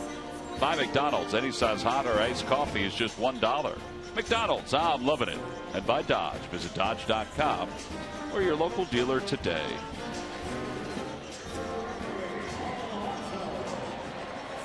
And Gregory Polanco will be the hitter. How about the story about Gregory Polanco? You know, we talked about Simmons, the shortstop for the Braves. He was a pitcher when he was in college, and the Braves signed him to be a shortstop with the idea that if it didn't work out, they'd put him on the mound. Well, Polanco, when the Pirates signed him, he was a pitcher also. They offered him X amount of dollars as far as the money goes, and he said, no, that's not enough. And they said, well, this is all I can give you for, being a pitcher. And they said, if you would accept Y to be an outfielder, we can give you a little bit more. So he said, okay. So that's how he became an outfielder. Do you have that option, Jamie? No, I just don't get the rationale. You've got talent. If you want them, take them. And there for a strike, and it's 2-1. They obviously thought he was a better position player than he was a pitcher. Now, how come you asked Jamie? You didn't ask me if I was offered that. Because you didn't know I was signed as a pitcher, did you? I did not know you were signed as a pitcher. I should have remembered that because you have discussed that before. That'll bring Starling Marte to the plate. All right. Speaking of who was signed and what position was 17-year-old Bill Mazeroski signed as by the Pirates in 1954? I was wrong once today, so let's go. Should take the chance. I'll say shortstop. Shortstop is correct. There's your bell. There's the bell. Baby. Very nice. Might have gone to the Hall of Fame. Was an outstanding defensive second baseman. Also hit one of the greatest World Series home runs of all time against the New York Yankees. Log back on to Phillies.com to find out if you're the winner of a Phillies prize pack. 1 ball and no strikes. So Matt, you were signed as a pitcher and they gave you X amount of dollars, and then they converted you to be an outfielder and you made Y. See, they gave me an X amount. All right. I had to pay them to come play. Marte's 1 for 2. Fly ball to shallow right. Marlon Byrd. Can of corn, and there are 2 outs.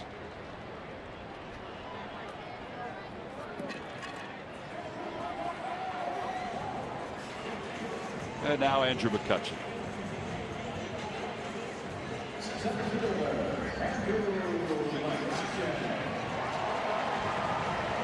Got any idea what he's doing differently compared to the first inning here? Yeah, throwing strikes. Yeah, it does seem to be just that. Getting ahead. Getting ahead. Sometimes it's just that easy. We sometimes make it too hard on ourselves, and we can't get out of our own way. Is the terminology I used to like when I struggled. I just can't get out of my own way because you're fighting yourself. Sometimes you just have to let it go and let it happen. There's a liner down the left field line. That'll be in for a base hit going to the corner. Polanco can run. He's already heading to third. Wynn has trouble with him in the corner. Leiva waves him home. The throw to the plate won't come from Rollins. It's 5-0 Pittsburgh. An RBI double for McCutchen. He has a single, a triple, and now a double. In 3 at-bats. 25 doubles on the year. When Matt, here's what you're talking about. Early in the count, ball in, and he turns on it and hits a double down the left field line and drives in Polanco. So you're exactly what you were talking about pregame. Early in the count, he's looking to pull. You guys talked about the top 3 hitters in the lineup to keep them in check. It's not happening here this afternoon. Top 3 hitters have reached base 6 times. They've scored 2 runs. They've also stolen 2 bases. And now Neil Walker, who is 0 for 1, walked his first time up. 2 balls and no strikes.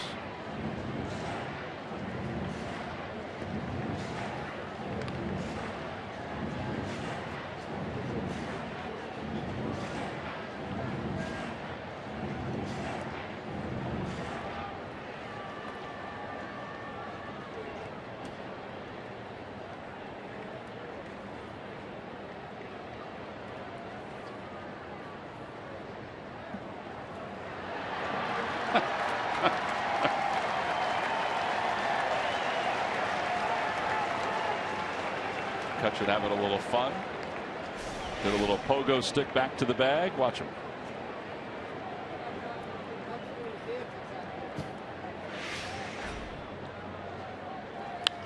Out of play. It's 2-1 to Walker. I don't know if I have any words to describe that. I really don't. Well, You did the best, Tom. You had a little fun. the fans reacted. They were all keeping an eye on him. They seem to enjoy it.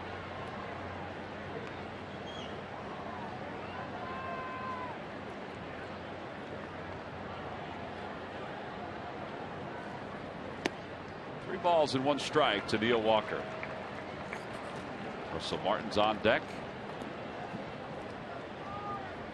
Well, it's easy to have fun when you have 3 hits already in the game in 4 innings.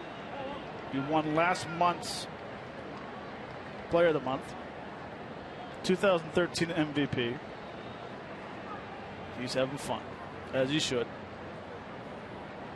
Plus, they've won 8 of 10, so that makes it even better. And it's 3 balls and 2 strikes to Walker as he fouls it away off to the left.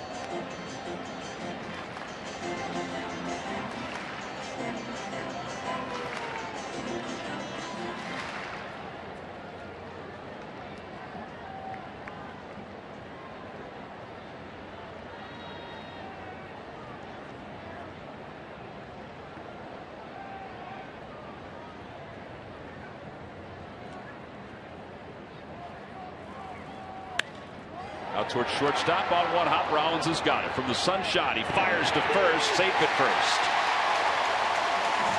No signal from the first base umpire Hal Gibson that Howard bobbled that ball.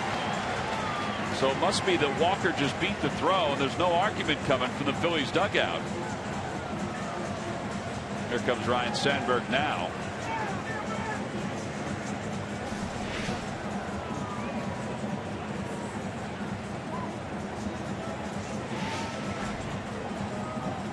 Sandberg turns his body just to see if he can peek in at Larry Boa, who is on the phone to see if they have a clear view as to whether Howard grabbed the ball before the base runner was there, and they're not going to look for replay on this one. Larry Boa just mouthed he was safe.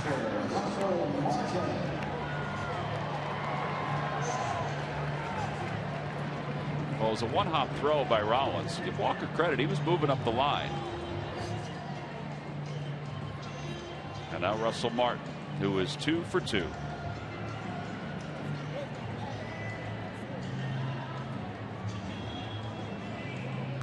Well, it was a bang-bang play at first base, and Ryan does a nice job of receiving the ball the way he was standing. The only thing that would have been different is if you would have got out and stretched and tried to pick it on the short hop. That's what you call cheating at first base and trying to get it before he crosses. Fly ball to right field. This should do it for the inning. Oliver 3 steps from the track, makes the catch. Side is retired. However, a run scores for the Pirates on Andrew McCutchen's RBI double. And because he has 3 hits and 3 at bats, he can have a little fun, just as the Pirates are here today as we go to the 5th.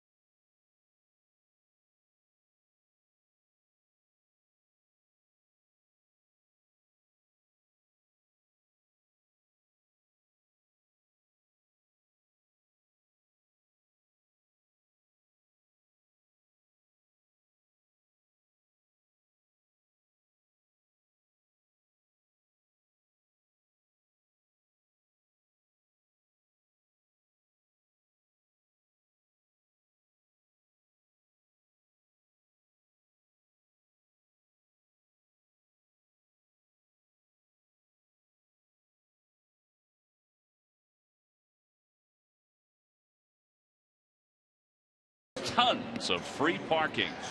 Well, that will make W.B. Mason's What a Bargain Furniture Superstore a 5-tool player that will bust any budget. Drive down or visit whatabargain.com. We'll go to the top of the 5th inning. It'll be Cody, Ashe, Coy Hill, Tony Gwynn to face Garrett Cole, who's allowed only 1 hit. Meanwhile, his team has 5 runs on 10 base hits. Ashe walked his first time up, was erased on a fielder's choice. Cody now 2 for 10 on this road trip. His average at 246. And Garrett Cole will go to work here in the top of the 5th.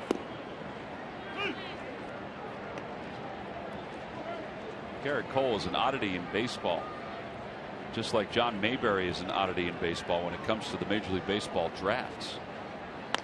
That one is hit well out toward right field, and Polanco, feeling for the wall, makes the catch one away. Cole is one of 15 players in baseball history since the draft was implemented to be selected in the first round twice. Selected by the Yankees out of high school, and then of course selected by the Pirates while he was in college at UCLA. John Mayberry also, Seattle and Texas, each selected him in the first round. As Coy Hill rolls one to first. 2 pitches, 2 outs.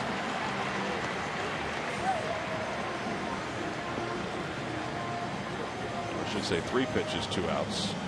The first guy to be drafted twice was Randy Scarberry, who was drafted in the first round in 1970 and 1973. I have to admit I never heard of him. But some of the notable names: Jason Varitek by the Twins and the Mariners. How about Charles Johnson by the Expos, which I didn't know. And then of course by the Marlins when he was at the University of Miami. I knew that part, but I never knew that he was drafted by the Expos. How about the talent to be drafted in the first round twice as an amateur? Well, and to have the confidence knowing that you can go back and go to school or whatever and turn down that first signing and playing it out and becoming the first pick again. Amen. Well, the Yankees apparently offered him $4 million to sign, but he decided a couple of years earlier that he wanted to go to college. He wanted to go to UCLA. And it paid off, because when he was drafted by the Pirates, he made a little more than $8 million. That's what school does for you. Gets you smart. Tony Gwynn hit by a pitch.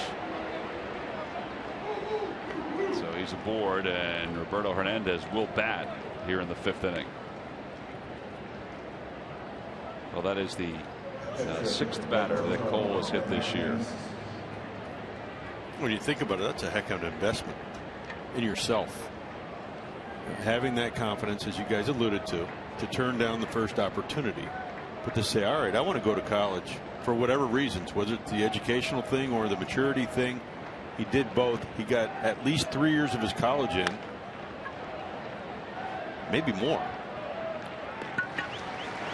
And he made $4 million plus. And then got drafted as the first pick of the draft and made $4 million more. And what, a year later, he's in the big leagues. Yep, and he's through 5 here this afternoon. We'll go to the bottom of the 5th. His Pirates squad leads the Phils 5-0.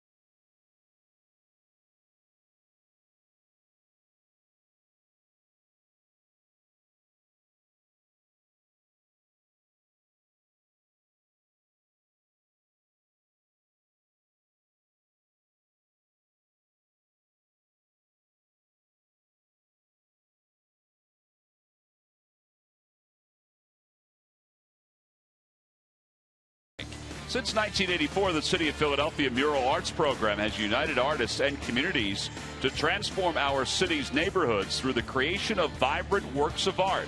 Find out how to bring arts to your neighborhood at muralarts.org. Good banking is simple, clear, and personal, and that's helping you bank better. Citizens Bank, good banking is good citizenship.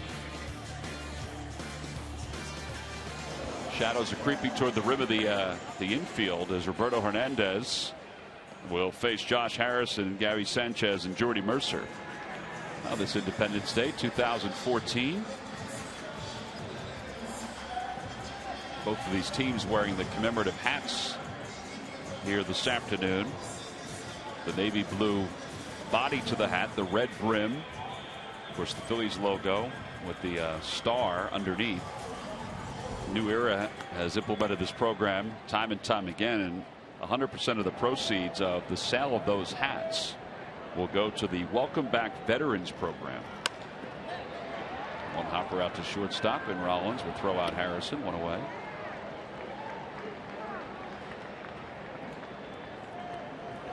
I'm liking these hats, though. You know, every year they have a different one, or at least they have in recent years. I think this one's pretty sharp. With a little tight mesh to them. Here's Gary Sanchez, who's 0 for 1 with a walk.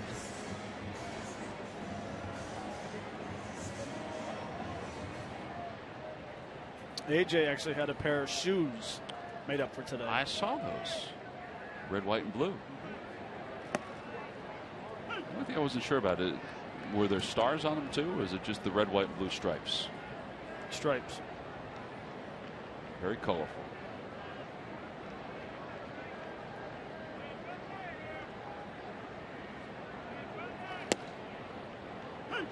Good pitch. 0-2.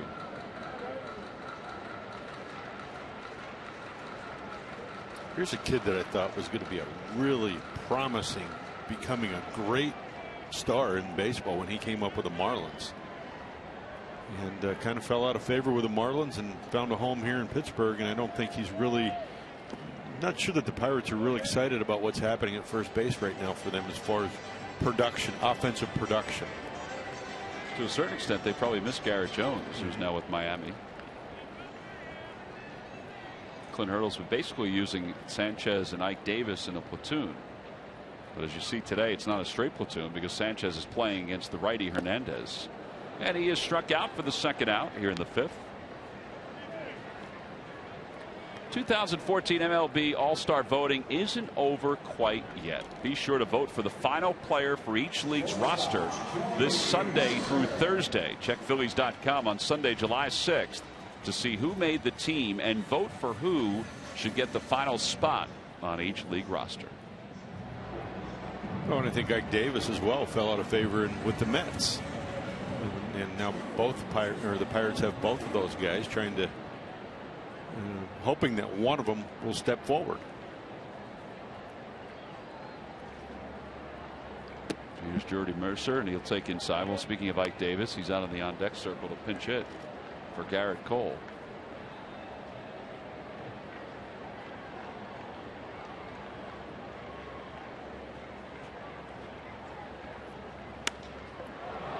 Fly ball out to deep left field. Wind going back. Warning track to the wall. Has room. Makes the catch with 2 steps to spare. And the side is retired for the first time today in order. 5 in the books on the 4th of July. We'll go to the 6th. The Phils trailing it by 5.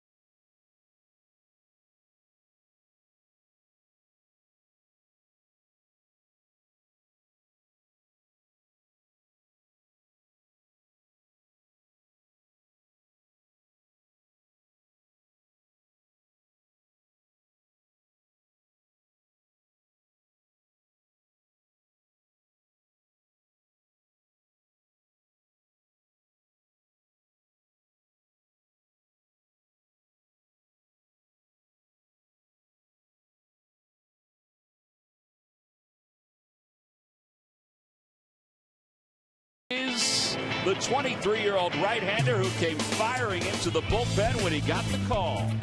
The 7th-round pick of the 2011 draft enters each game with a high-speed purpose and is having success since he arrived. With a top-speed arm, he has blown hitters away, and his off-speed complement has kept hitters off balance and off his pitches.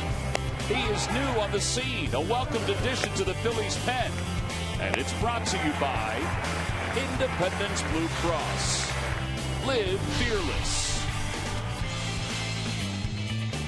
Oh, this 4th of July crowd, it is a capacity crowd. In fact, even the walkway down the left field line has some standing room only, where people are settling in to watch this ball game, but also getting a chance to watch some fireworks later on tonight here in Pittsburgh. Well, the Pirates held a special moment before the ball game. This is Chris Gazzelli, who is a resident of the Pittsburgh area. He hasn't seen his family, in particular his mom, in about a year. He's in the U.S. Navy, and he's about to deploy. He's been down in Pensacola, Florida, for the last year. His family, his mom did not know he was going to be in town. Now, some of the other members of his family, like his sisters, they did know he was going to be here, but that was a pleasant surprise for his mom before the start of today's ball game. She had a great reaction, and there was a great reaction from the crowd as well. Here's a little bit of a surprise. Stolmy Pimentel is going to be the new pitcher for the Pirates. It's not a surprise that he's being asked to be the new pitcher. Just the fact that Garrett Cole, after 79 pitches, is being lifted from this game. Explain this one to me, guys. You want it? Well, you want me to? I mean, it's 5-0. He's had fatigue problems with his arm. You figure he's got a strong 5 innings out of him, 1 hit. You might as well go to a rested bullpen and try to get the remainders of the outs. That would be my breakdown. It's a holiday. It's July 4th. Don't want to overwork him. Give him the rest of the day off. No, I agree. I agree, Tom or Matt. If he's had some arm fatigue, you're looking for Garrett Cole to finish strong for you. You're only just over the halfway point. And not only do you want him to pitch this year, but you'd like him to pitch for several more years. So if there are some minor issues, let's try to broach them right now and keep you healthy so we have you for the whole year and many more years to come. Well, the Phillies will have 4 games coming up against the San Francisco Giants beginning Monday, July 21st. That's a 7:05 first pitch. It'll wrap up on Thursday, the 24th, with a Citizens Bank Business Person Special. You can get tickets by going to Phillies.com for that series. And for all the games coming up at the ballpark, including the 3-game set against the Washington Nationals, that will take us into the All-Star break. 5-0 Pirates, and Ben Revere will lead it off.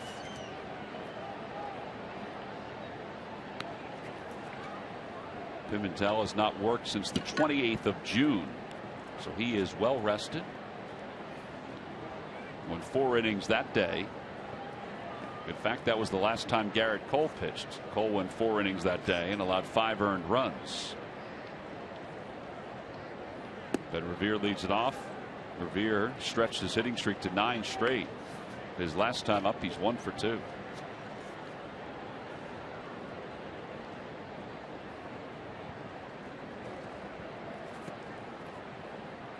One ball, no strikes. Inside, 2-0.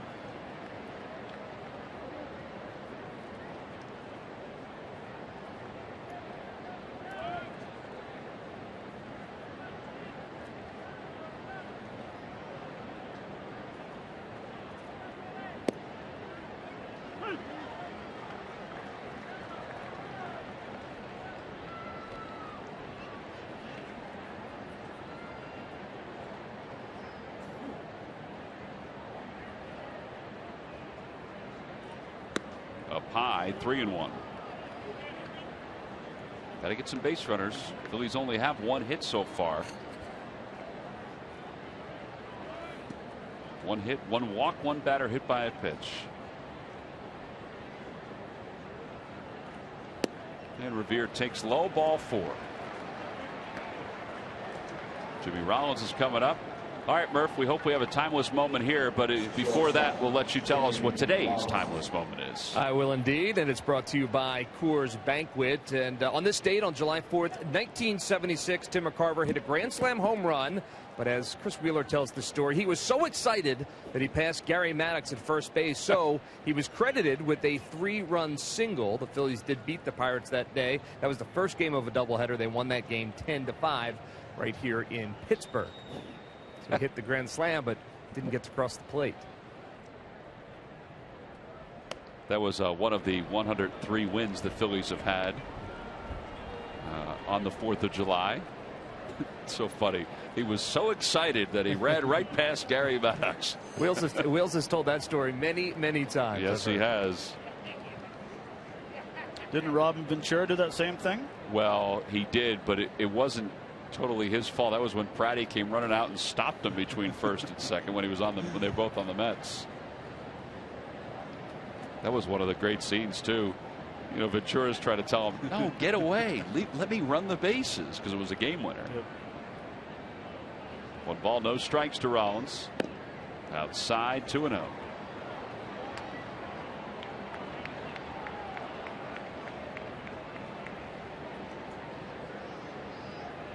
Imagine if he allows a few base runners here, maybe a run or two. The murmuring from this sellout crowd is going to get even louder and louder. It is a very quiet crowd. At the knees.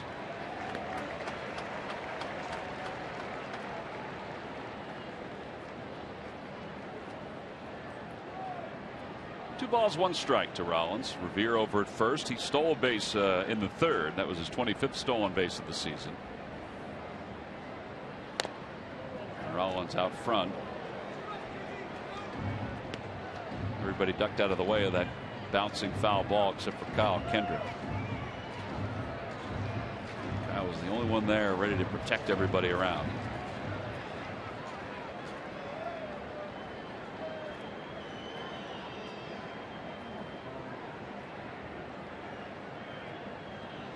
In the dirt, gets away from Martin. Up to second goes Ben Revere.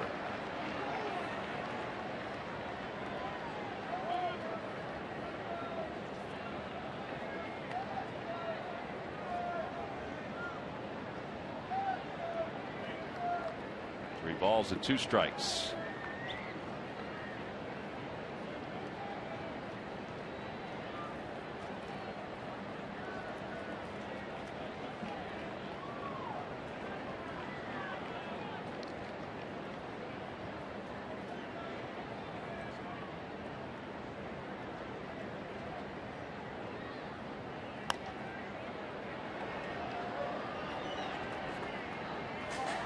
Remains 3-2.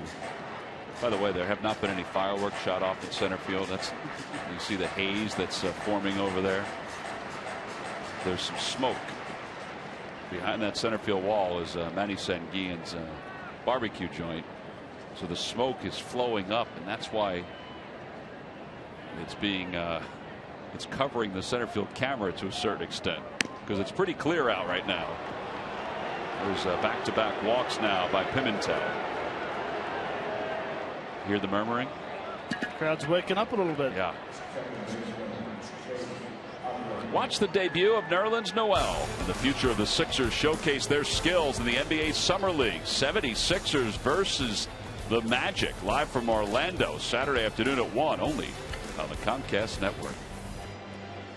It's pretty anticipated debut for Noel, since he missed all of last year. Ray Searage out to the mound to talk to Stolmy Pimentel.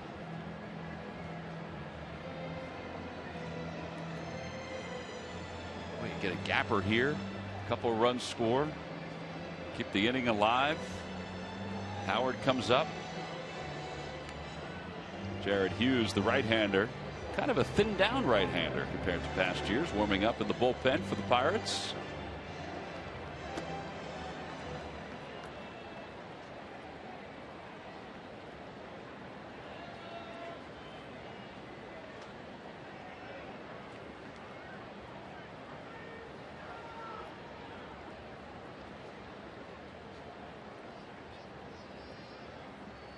Utley takes a strike. It's 0-1. Revere leads off second. Rollins off first.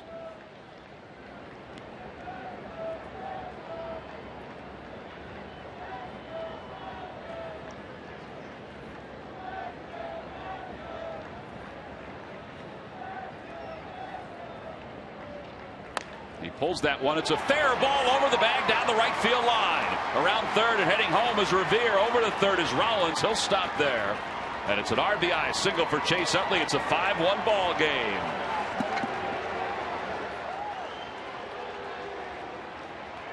RBI number 40 on the year for Utley, and Clint Hurdle hasn't made a move just yet.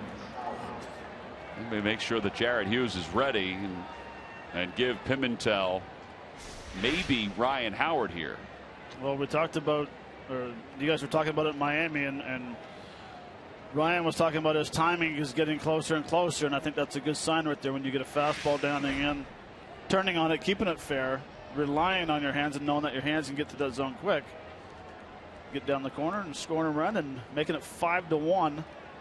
Being out hit by 8, 10-2, and you're one swing away from being right back into this game. That pitch is way inside. Look at Russell Martin's frustration. Look at his body language on that one. 1 ball and no strikes. This has got to be his last batter. You got Marlon Byrd coming up next. Now, if he rolls a double play ball here, maybe not be his last batter, but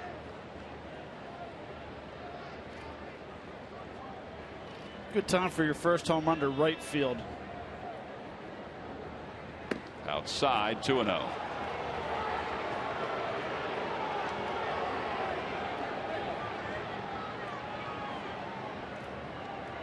Howard just below the average, getting runners home from third with less than 2 outs. That's gone down. He was above the average just a couple weeks ago. That was ball 3, but he swung at it, and it's 2 balls and 1 strike. Here's a situation too. You see Martin moving around all over behind the plate. You'd think he'd sit right behind the center of the plate and give a target right down the middle and say, go ahead and throw whatever you want. I need you to somehow get locked in here and throw me a pitch down in the zone.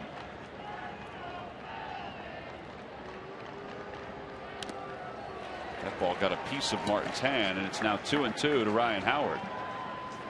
Well, unfortunately, with Ryan was 2-0 count, and instead of looking for his spot, swung on the ball. Sometimes that gives the confidence to the pitcher, and they can turn the tables a little bit. That's why the average numbers are going down, because guys aren't being very selective. And Jamie talked about it in Miami. They're swinging at pitchers' pitches. Swing at your own pitch. You're in the hot spot right now. Look for your pitch and drive it. Well, that's the pitch that he swung at, or close to it, to make it 2-1. He lets it go by. It's 3-2. Martin blocks it.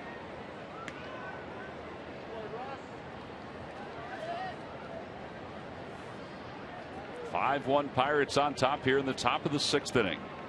Marlon Byrd on deck. He has struck out twice. That was against Garrett Cole, who went 5 innings, allowed 1 hit and no runs.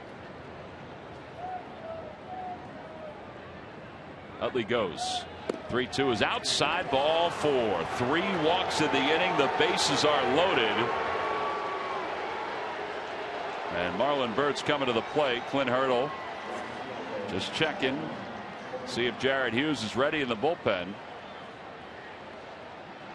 And he is, and that's going to be it for Stolmy Pimentel.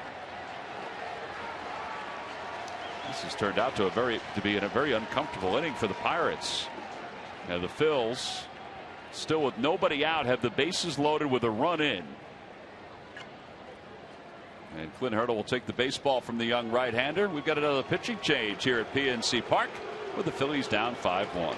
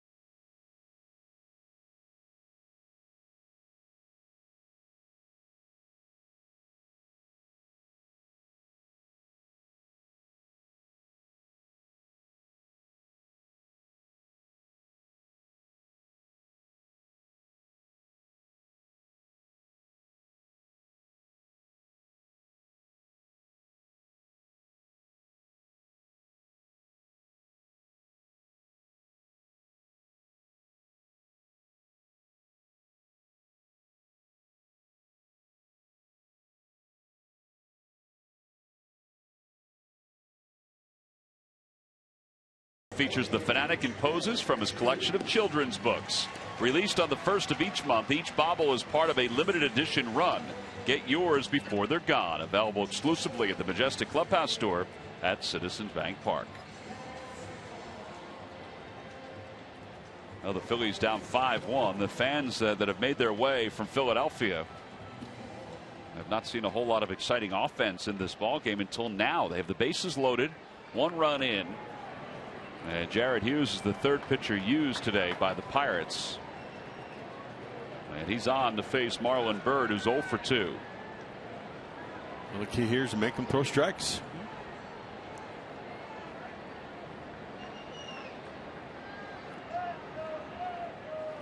That one's grounded toward the hole, cut off by Harrison. Quickly to second for 1, over to first for 2. A run scores, but that's a backbreaker right there. That's a heck of a pitch with the first pitch. It's a 5-2 ball game. No RBI for Byrd.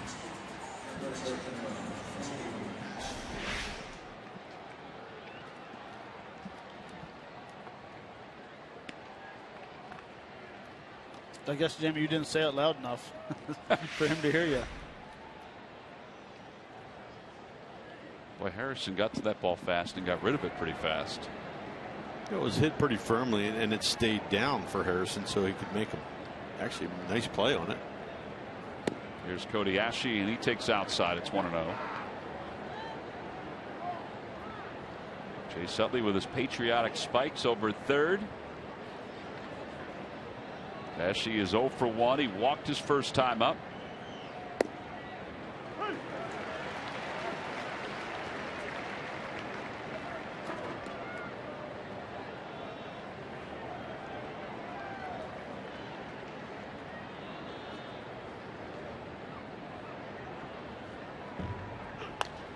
Popped him up, foul territory. Harrison over and climbing the tarp, out of room.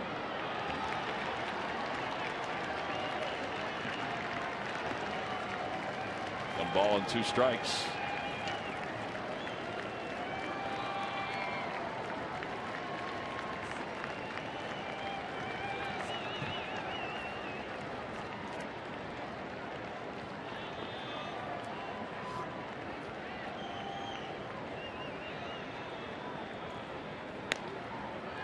And Ashe pulls it foul.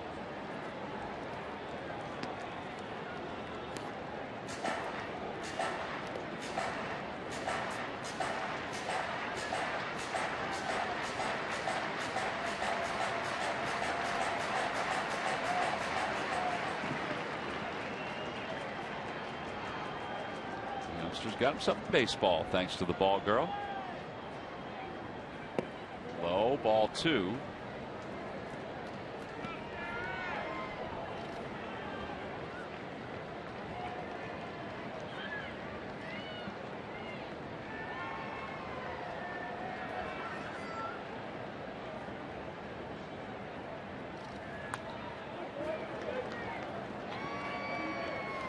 On the Toyota Major League scoreboard, the Rangers lead the Mets 1-0. That game is just underway. Shin-Soo Choo is homered for Texas.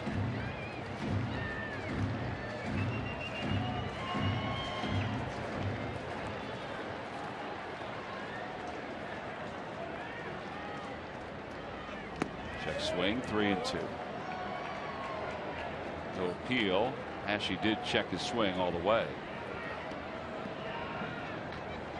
Here's to Budweiser, and here's to baseball on this 4th of July.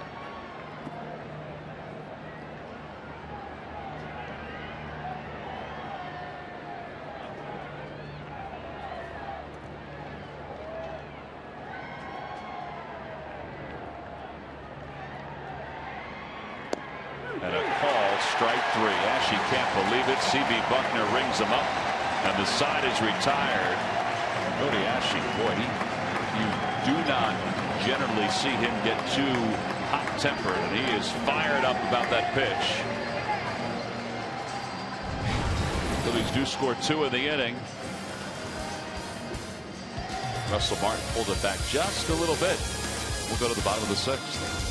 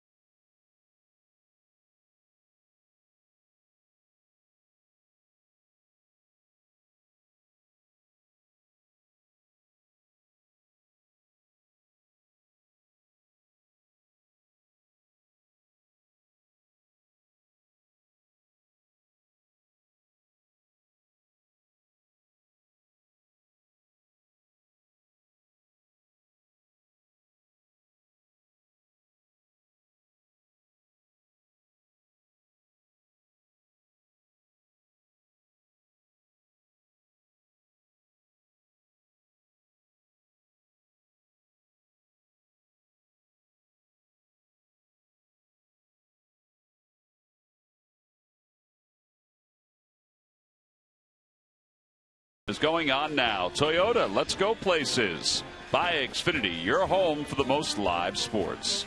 By WB Mason, you can't go wrong when you buy right. And by Budweiser, here's to Budweiser, here's to baseball. Bottom of the 6th inning, the Phillies trail the Pirates 5-2. Folks are enjoying a day out on the Allegheny. Said that they're out there waiting for the fireworks. So the fireworks are scheduled to go off at 9:30 tonight at what they call the Point, which is downtown. So got to make sure if you have a boat you get there early because the spots are being tied up.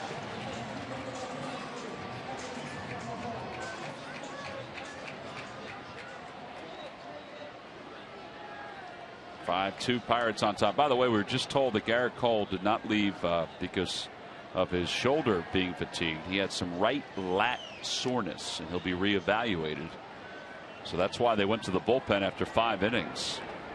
They're going to keep on going to the bullpen because Pedro Alvarez is going to pinch hit here. Alvarez hitting .241, and he takes a strike at the knees. It's 0-1. 13 home runs, 42 runs batted in. For his career, he's 4 for 18 as a pinch hitter. He's 0 for 3 this year. Outside, 1 ball, 1 strike. See here now, it's looking like Roberto's sinker is just running. There's no top to bottom with it. It's flat and it's running east to west. Now you say that's not a good thing if you're throwing a sinker. No, not so much. Stays on the same plane. I'm sure he sees that. I don't know how do you fix it. You just try to get on top. Sometimes as a pitcher you don't see it, you don't realize it because you throw so much. But I mean, watching it from up here, you can see it. It's blatant to me. It's just for me, it's a matter of getting your fingers from the side of the ball, getting them on top of the ball, and getting over the ball instead of being under it or on the side of it. And he could be fatiguing a little bit, but big strong kid. It's a matter of staying back over the rubber, get your fingers over top the ball. Well, he just threw a changeup to Alvarez as DeFreitas warms in the bullpen. 3-2. I wonder if that lat stiffness with Garrett Cole came on just in time in the 5th inning, or if it was something that was bothering him all game. It certainly didn't affect his velocity at all. In the 5th inning, his velocity did drop off a tad bit. I did notice. Fly ball, shallow left field. Tony Gwynn Jr. coming in. Rollins going out. It's Rollins who makes the catch. Yeah, there's one away. Well, it's time now for the AT&T fan photo of the game. And this photo is provided to us by the Hughes family. Get a chance to enjoy a day at Citizens Bank Park. A little old school Phillies hat by Dad. Love of the Fanatic by Mom. You can always tweet your photo with the hashtag #PhillyFanPhoto at any time. And we might use it a little later on in the telecast. There's Gregory Polanco. Polanco is 1 for 2. He singled and scored his last time, and it's 1 ball and no strikes.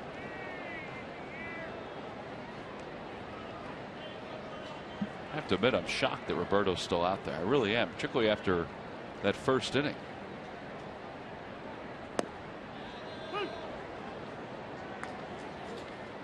They need somebody to eat up innings, and if you're going to ask a reliever to come out in the 1st or 2nd inning in the 1st game of a series, it's really going to chew up your bullpen.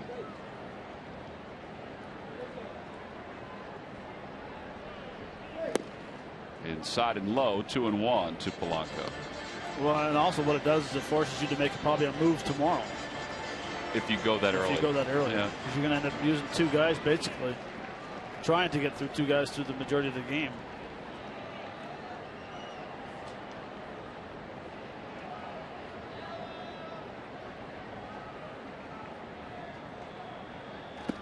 Low again, 3-1.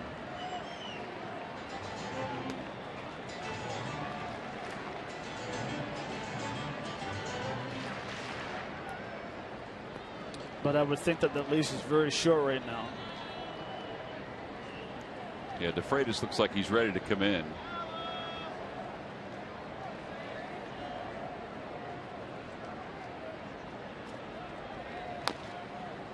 Blanco drags that one foul off his foot.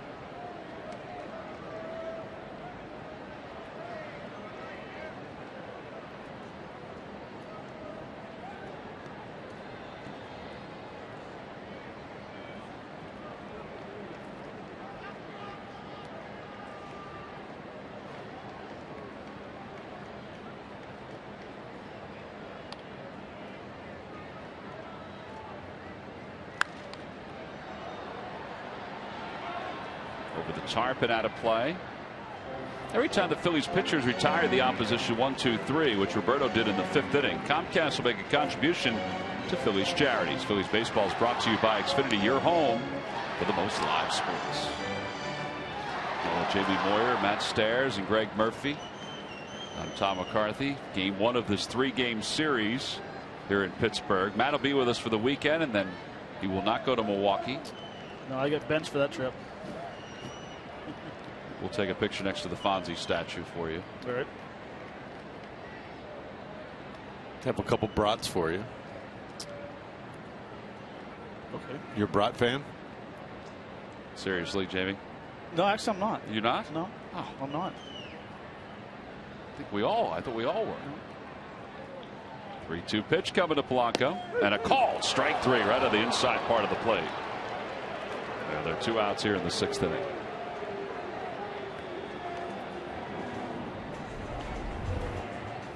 Well, this is the first inning for Roberto Hernandez. This was troublesome on so many levels. Yeah, this got ugly early with Harrison hitting the ball up the middle for an RBI, and just with those things, it was Mercer's getting a 2-run single right here, and it was just a matter of one, like Jamie said, not getting ahead in the strike zone, pitching behind, and force yourself to throw pitches down the middle, and that's the reason why he faced 9 guys in the first inning. He gave up 4 runs. And now he's retired 6 in a row since the infield hit by Walker. That was in the 4th inning. Marte, a check swing. He went as the first base umpire, Hal Gibson, so it's 1 ball, 1 strike. Marte singled in the first, flied to left in the second, flied to right his last time.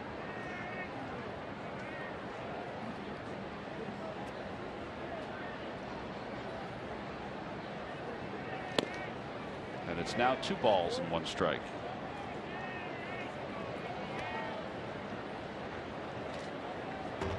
Roberto's spot is due up 3rd in the top of the 7th inning for the Phillies.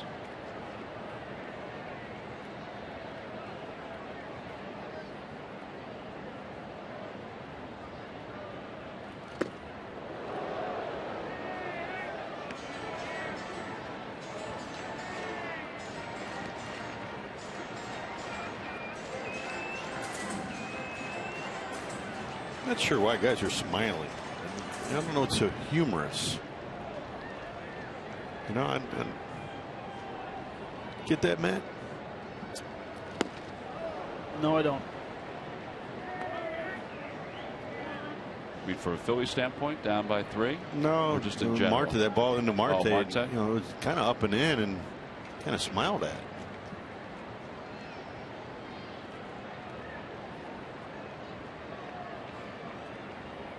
Here's the 3-2 pitch coming to Starling Marte. And he fouls that one off his foot. And it remains 3 balls and 2 strikes.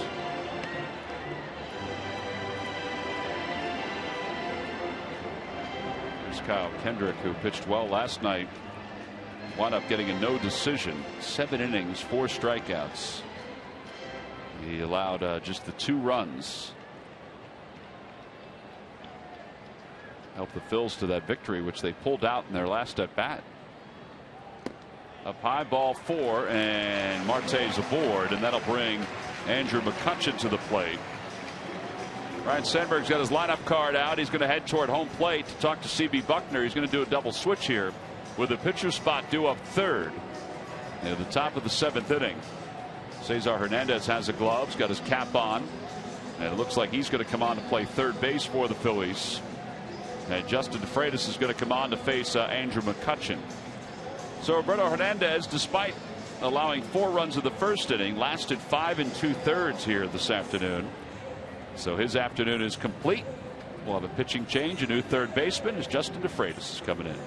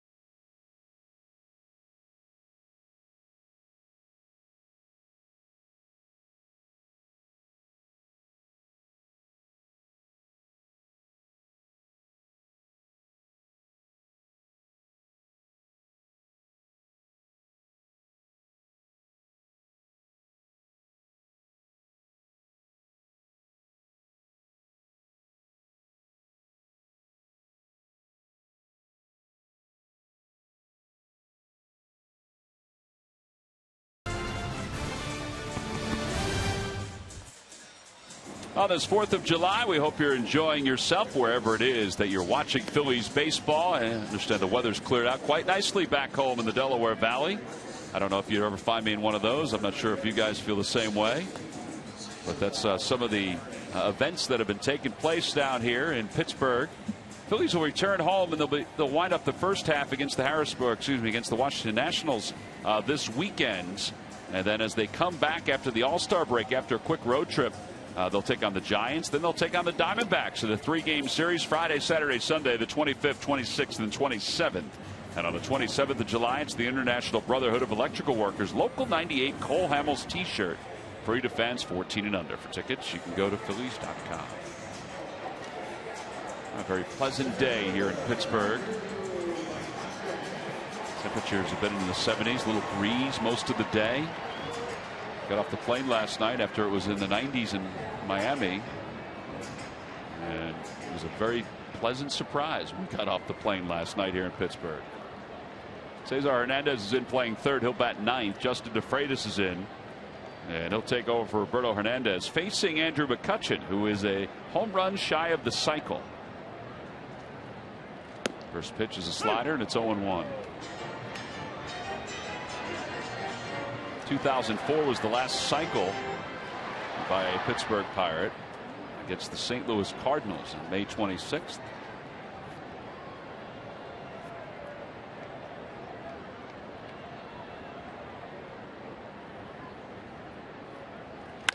That one's hit sharply to short. To his left is Rollins, and he flips underhand to Chase Utley, and the side is retired. 6-4 on the putout. Good job by DeFreitas. We've completed 6 innings here in Pittsburgh with the Phillies down by 3, and we'll head to the 7th.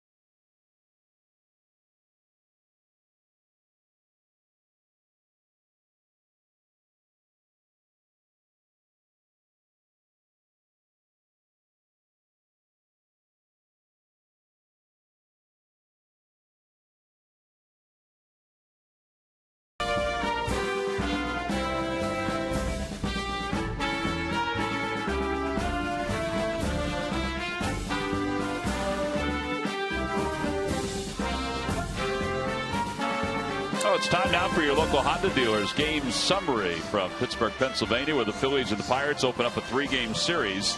Pirates scored 4 runs at the bottom of the first inning. Andrew McCutchen has a single, double, to triple. He also has a stolen base today. A home run shy of the cycle. Garrett Cole went the first 5 innings for Pittsburgh and then left with some right lat soreness. Chase Utley, an RBI single for the Phils. The other run for the Phillies scored on a double play. So as we go to the top of the 7th inning, it's 5-2 Pittsburgh on top. And Justin Wilson will come into his 37th ball game. And he will face Coy Hill. And then looks like John Mayberry will come in as a pinch hitter. And Cesar Hernandez, who came in as part of a double switch.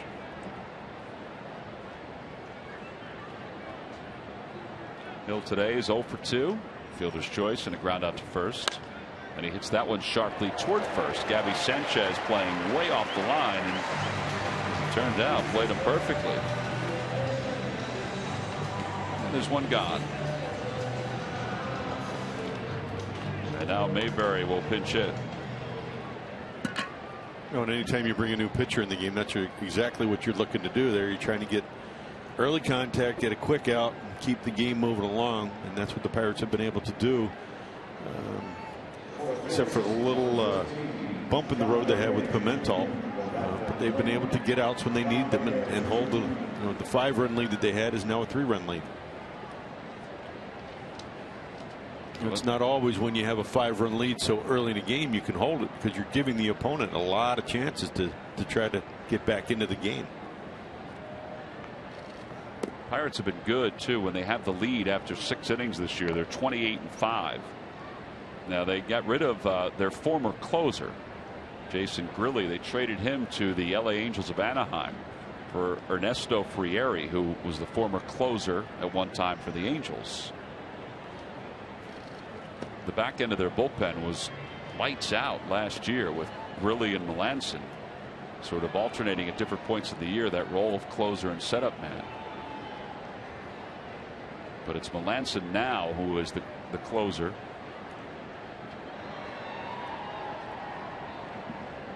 Two balls and no strikes to Mayberry. And that's low, 3-0. Tom, and I'm sure you recall this, but if you remember the Marlins series when John hit, and when he had his spot start, they really pounded him in, and it looks like that's exactly what Watson's trying to do here as well. And again, that goes back to advanced scouting and watching video, which organizations do. They have a video guy, a professional that helps the players along with the video, but they have scouts also that scout ahead of the team in a series to see what guys are doing. A high fly ball to shallow left field over toward the line. Marte is in, makes the catch, and Justin Wilson has the first 2 batters out here in the 7th inning.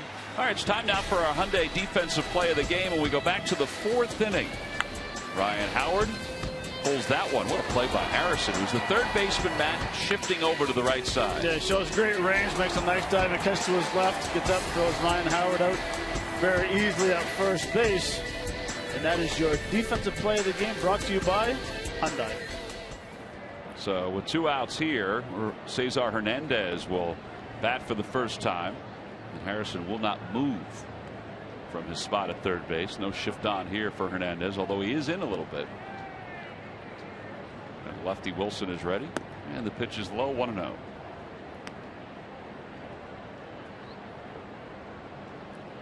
You were talking about Mayberry, and that's the place you want to pitch him. You don't, a tall guy, get the long arms, has a great leverage and drive the ball. You need to get under his elbows, and that's what they've been doing. Miami, he had a couple foul balls and couldn't get his arms extended, and right there, it was almost like a forced swing to where you got to drop everything to get the barrel to it. And when I mean everything, your backside of your shoulder, your elbow has to collapse, and really you don't have a powerful swing going through the zone. How do you shift that? Is there a way to change it if you're Mayberry? Well, I mean, 1, you got to think about chopping at a tree, or 2, you got to start a little earlier, or 3, cheat 1 time and hit that thing about 400 miles and they won't come in there again. Chopper out to shortstop, an easy inning. 1-2-3 go the Phils. Time to stretch here at PNC Park. It's also time for God Bless America. We had a great rendition of the Star Spangled Banner before the start of today's ball game, and the young man who performed that is going to now perform God Bless America here in Pittsburgh. So the fans here, it's a capacity crowd on a beautiful day, will come to their feet.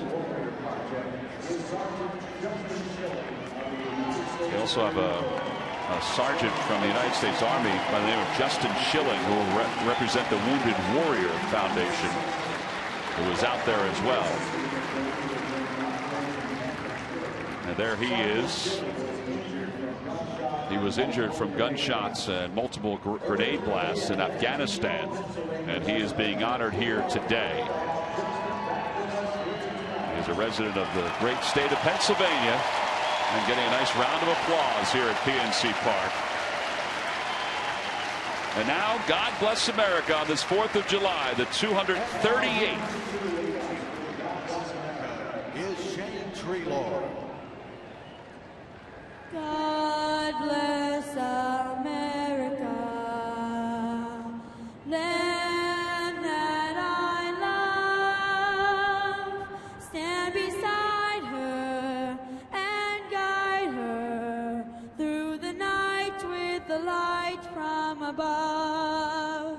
From the mountains to the prairies to the oceans wide with foam. God bless America, my home sweet home.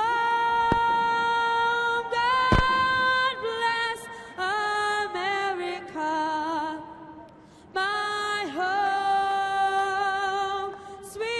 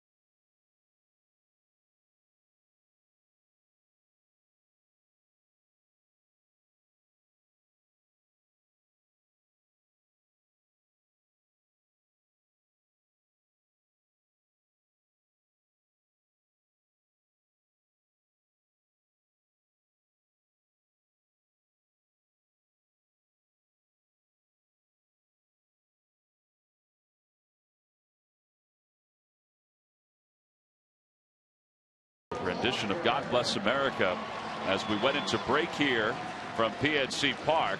Well, the Phillies here in Pittsburgh, did you guys feel this when you played for the Phillies? I mean, the troubles the Phillies had here in Pittsburgh at PNC Park from year to year. It's amazing that even when the Pirates were a really bad team and the Phillies were a really good team, the Phillies still had trouble out here in Pittsburgh. Did you guys ever recognize that? I didn't really recognize it. You know, I think at times when we came here, we just weren't playing well. And I think, you know, it was, I thought that, you know, the Pirates were always a beatable team, but we always seemed to be in a rut when we came here to Pittsburgh. For what reason, I don't know. It's kind of that way in Houston too when we played the Astros. I was just about to say, it's like when we went to Houston, or I don't think it has anything to do with the ballpark. I think it's just a matter of, like Jamie said, you're coming in here when you're not playing real well, or you have great pitching, you don't get very good time when they're hitting. So I don't think there's any really way to stick, put your finger on it. So this is the reason why that they've had struggles here. And no disrespect to the Pirates, I think the Pirates played the Phillies very well when we came in here.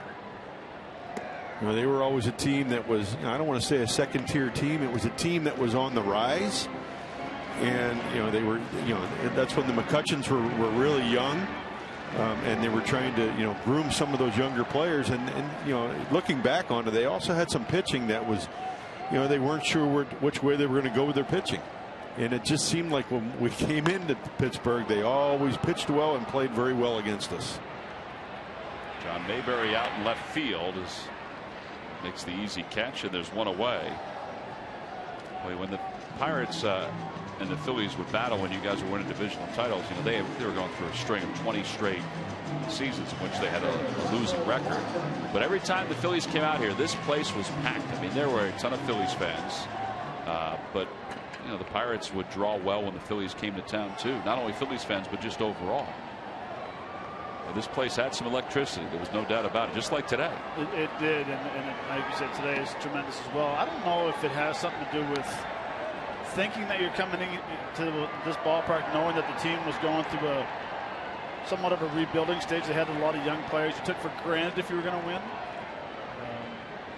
No, I can honestly say that I've gone into ballparks and say this one here, if you're playing the Pirates, compared to going to New York to play against the Yankees or the Red Sox or whoever it is, you kind of turn it up a little bit more when you're, and you shouldn't, but it's just it's the way it is, part of baseball.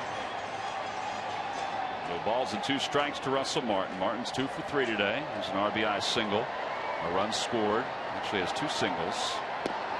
Lays off the slider. It's 1-2. It's interesting that you talk that way, Matt, because I've sensed during my career when I did play that when you were facing, I had the luxury to play against Nolan Ryan and with Nolan Ryan, and you sensed when that #1 starter was starting, if you were the opponent, you kind of felt like the day before your teammates were like, oh boy, we got to win today because we got a tough foe tomorrow. But when you have that guy on your team, your teammates are going, hey, let's win today because tomorrow we got our horse going. And that's one thing that I don't sense right now with the Phillies, with Cole, for example. I don't see that, the Phillies are like riding that #1 starter. And, what that is or how that happens, I don't really understand what they're going through, but I'm only using that as experience in my career. And it's something that you really felt. I can remember early in my career, when you were going to face Nolan Ryan, it was like, oh boy, we're in for a battle tomorrow. And usually 2 or 3 of the regulars were out of that lineup. There's ball 4 to Russell Martin, so he's aboard with 1 out. And Josh Harrison is the scheduled batter for the Pirates.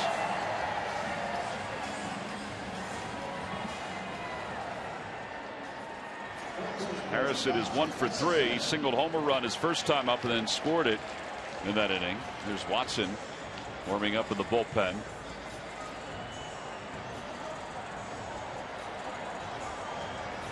Or it was back in the day when CC Sabathia was pitching. You'd see it. A lot of the lefties would be out of the lineup.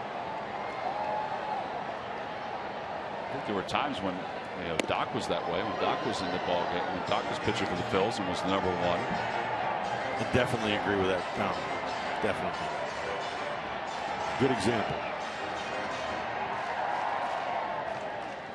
No balls, 1 strike to Harrison. Harrison hitting .311 as a starter for the Pirates, starting today at 3rd. That one's out towards shallow center field. Long run in for Revere, and he is there. 2 outs. And Martin goes back to first. Gabby Sanchez is coming up.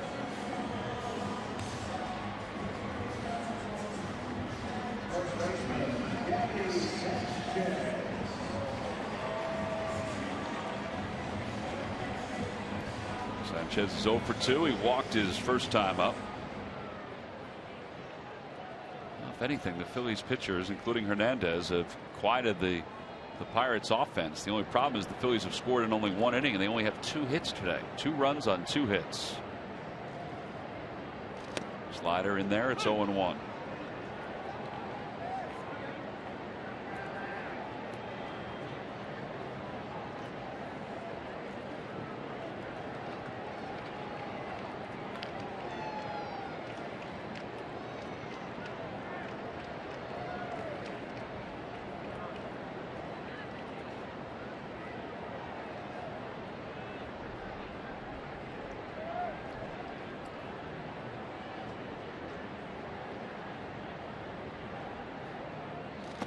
He went. And it's no balls and 2 strikes.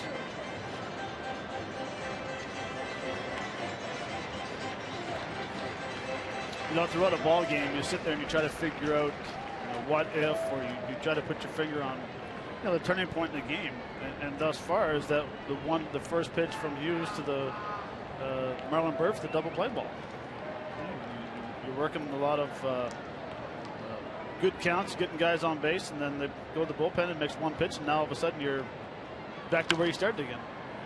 Slow roller up to third. Hernandez has it, flips, and he pulls Ryan Howard right off the bag. The ball goes into the crowd. Martin will go to third. Sanchez to second. He never really had a grip on that ball. It was bobbled in his glove, and he had time too with Sanchez running. That'll be an E5.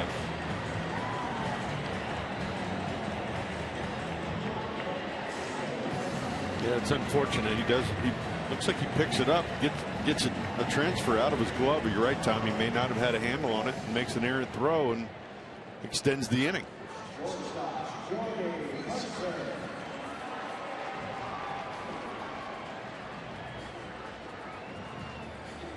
Well, here's Jordy Mercer now with runners on second and third. All right, that ball by Bird, the double play, was a turning point at that juncture. The Phillies are going to come back. This is a big play, big pitch right now. With 2 runners in scoring position, a slider that's a strike. It's 0-1. Been a lot of these games though recently for the bullpen where they haven't had the lead. They've just tried to keep a deficit where it is.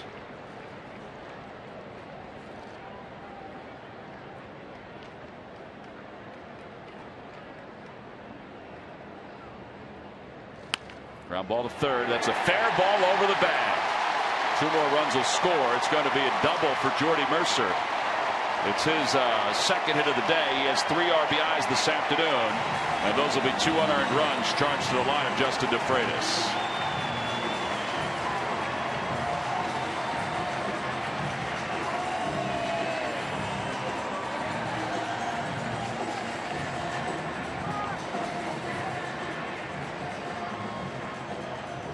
Well, you said it, Tom, and we had an opportunity. It was 5-2. A couple bloops on blast, you get right back into it, and then all of a sudden you get a costly error at third base. And see that Mercer hits that ball just inside the third base, and they add on 2 very important runs. As you can see, just going over the bag. And this is where the importance of the starting pitching to get deep into games on a consistent basis. So you don't have to ask your bullpen to continually come into games and pitch meaningless innings, because now when you need them to be fresh and sharp, they may not be quite as sharp because they've been in and pitched. They've had to been forced to pitch some innings that they didn't necessarily need to pitch. Well, here's Vance Worley pinch hitting for the 2nd time this year for the Pirates. The former Phil. He pitched yesterday. He had a no-hitter through 5 yesterday. Now the Pirates lost 10-2.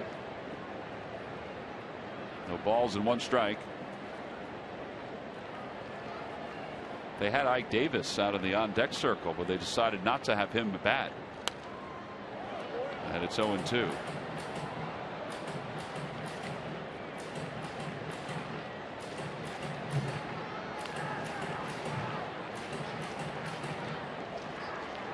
This is kind of peculiar by Clint Hurdle. Yeah. I mean, he's got guys on the bench. It's not like he's run out of players.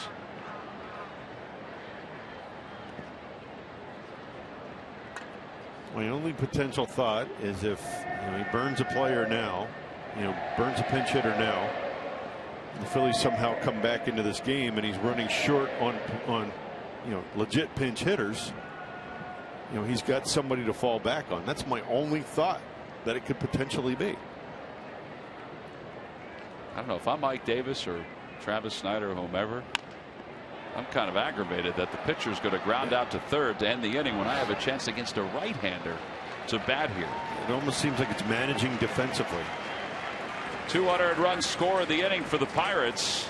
We've played 7. We'll go to the 8th inning. It's the Pirates 7 and the Phillies 2.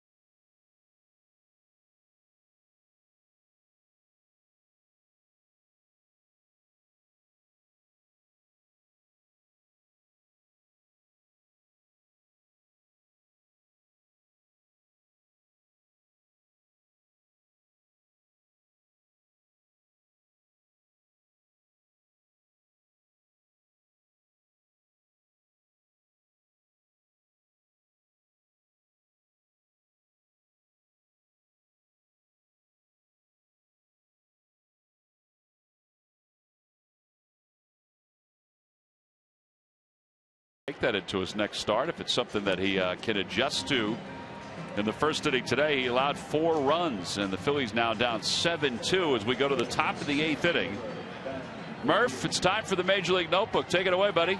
All right, thanks, Tom. Brought to you by Gwinnett Mercy University, and the New York Mets are still waiting for the return of David Wright. The third baseman has been on the shelf with a sore shoulder for 8 days now. He's hitting the cage and he's thrown, but he has yet to take ground balls. They want him to do that before he gets out on the field. They're hoping he can do that tomorrow and maybe be in the lineup. And, of course, it's the 4th of July. That means Nathan's famous hot dog eating contest on Coney Island. And for the 8th straight year, guys, Joey Chestnut has won again. 61 hot dogs in 10 minutes to take the crown for the 8th straight time. So congratulations to Joey Chestnut. And we want to send out a special happy birthday wish to our terrific director, Ray Tipton, as well, who's celebrating his birthday today on July the 4th. Happy birthday, Ray. I think Tip, in honor of his birthday, should try to match Joey Chestnut's hot dogs just to add to it. 61 hot dogs in 10 minutes. And he also got engaged right before the contest. I don't know if she must know what she's getting herself into. Well, this may surprise you, Tom, but she's also a competitive eater. No. Yeah. Thanksgiving's going to be a world of fun for them. 61 hot dogs in 10 minutes. The girl that won the Wing Bowl ate 363 wings. Plus, 2 weeks prior to that, she ate I want to say a 72-ounce steak in less than 2 minutes. Yeah. Really?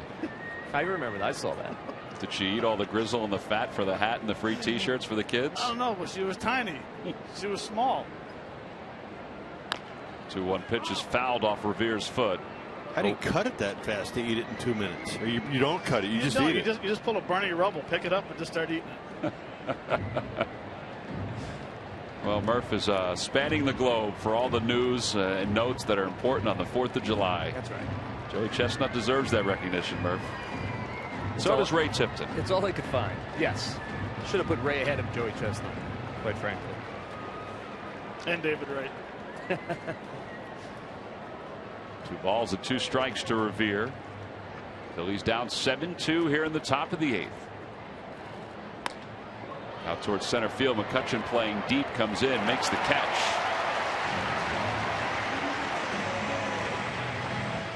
Jimmy Rollins will be the batter. And speaking of Jimmy Rollins, he's the Phillies all-time hit leader. And Big Time Bats is releasing this full-size bat that is limited and sells for $109.95. Call now at 1-866-280-BATS or log on to BigTimeBats.com.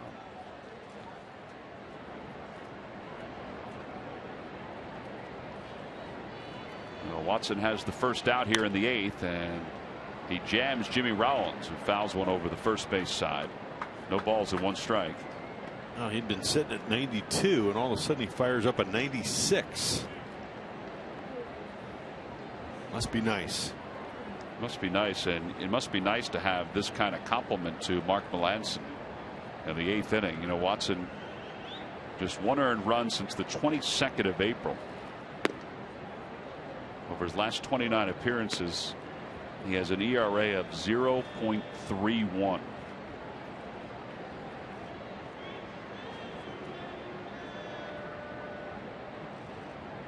Outside, 2-1.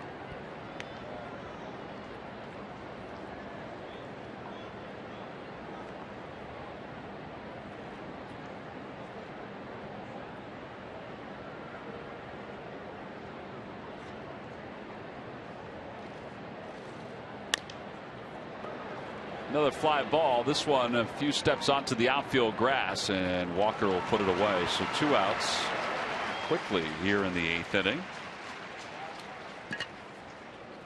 And Chase Utley will come up. Out to the Toyota Major League scoreboard. The Braves lead the Diamondbacks 2-0. Top of the 2nd. Braves have won 7 straight. Freddie Gonzalez was in town last week and talking to him about the division. I asked him about the division. He said it's ridiculously mediocre. This is what he was saying at that point. He goes, but somebody's going to go on a run. Somebody's going to put a winning streak together. He said, I know we have it, meaning the Braves. He goes, I feel like we have it in us. Well, they've won 7 straight since then. Well, and the reason why they've won 7 straight is they're finding different ways to win. They're getting good pitching, timely hitting, scoring a lot of runs, bunting, getting guys over, getting guys in, playing small ball. And that's why they've put this 7-game winning streak out there. And the back of their bullpen is very strong too. There's the 0-1 pitch coming to Utley. Well, they've won 7 straight, 9 of 10. And they lead the Nationals by a game. And in a blink of an eye, their lead over the Marlins, who are in 3rd place, is at 6. After the Marlins lost last night to the Phillies.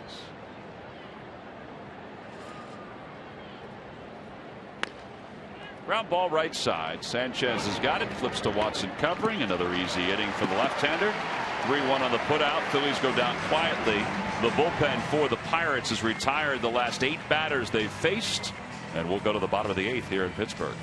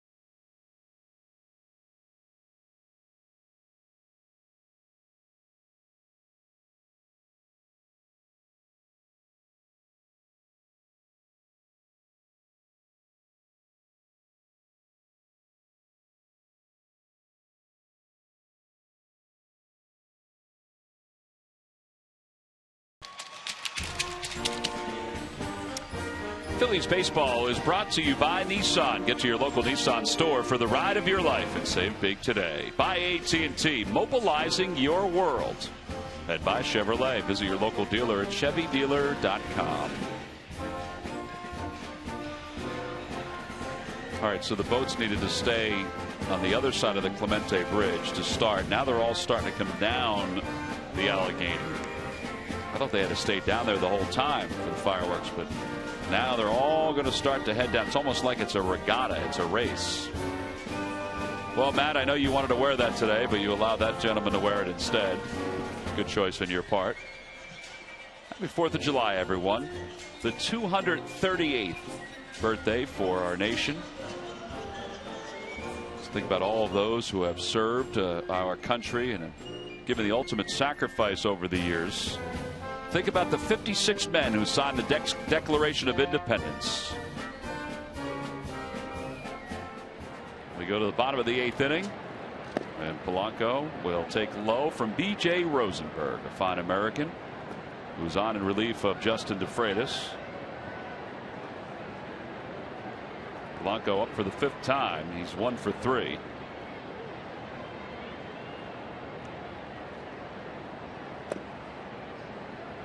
Two balls and no strikes.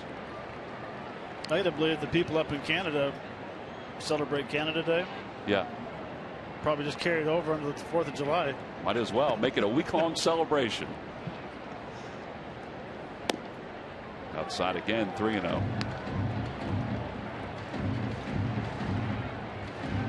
That last pitch is a strike earlier in the game. You mean the one that was called ball 2 or that one right there, that ball 3? I'm sorry, the ball 3. And the ball 2. Yeah, I thought ball 2 was a strike. I wasn't sure about ball 3. By the way, just to clean up the scoring from the 7th inning, DeFreitas is charged with 2 runs, but 1 is earned. They're not both unearned according to the official score. They've given Gabby Sanchez a base hit on that slow chopper to third. And then the error allows the runners to move up a base. 3-2 pitch. Ball 4. And Polanco walks for the second time today. The stars of the line for the 2014 Major League Baseball All-Star Game as the best in the National League take on the American League's elite. Don't miss the action Tuesday, July 15th on Fox.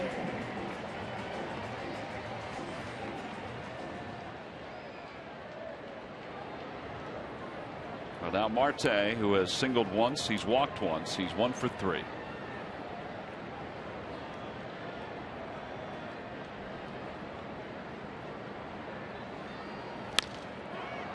Marlon Byrd will come running in. Utley goes running out, and it's Byrd who makes the catch.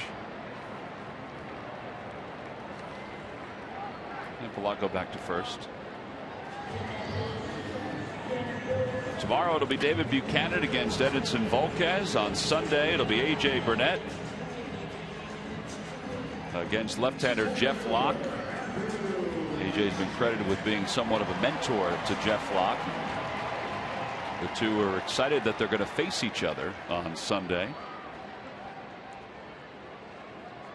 I heard him walking out today after he showed me his patriotic shoes and was talking about Sunday was going to be the teacher versus student. Credited with helping Locke to become an all-star. AJ said he spent some time. Murph, what was he saying today? He spent some time walking around the city, kind of soaking it in. He liked his 2 years here in Pittsburgh. Yep, and he talked a lot about Locke, as you mentioned, and about his role in his development. And he said he chatted with Locke this morning, and that Locke had a dream that they were playing against one another, and that Locke bunted against A.J. Burnett, and Burnett yelled at him, which would probably be true in real life as well. That may come true. Yeah. Yeah, sacrifice bunt's fine, but he bunted on him to try to get a base hit. Base hit, yeah. Yeah. That premonition may come true Sunday. It's now 2 balls and 1 strike to McCutchen. McCutchen a home run away from the cycle.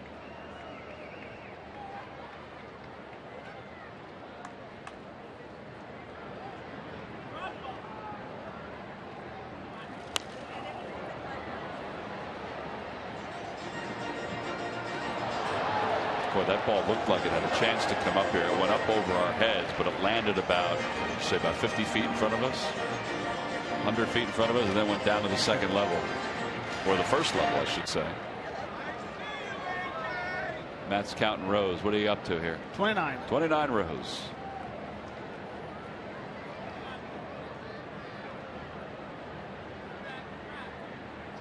Runner goes from first, and the pitch is hit down the right field line. That's well hit. Bird going back, and it is off the wall. Polanco around third, heading home. He's going to score. McCutchen was a home run away from the cycle, and he gets another double. And it's 8-2, Pittsburgh on top.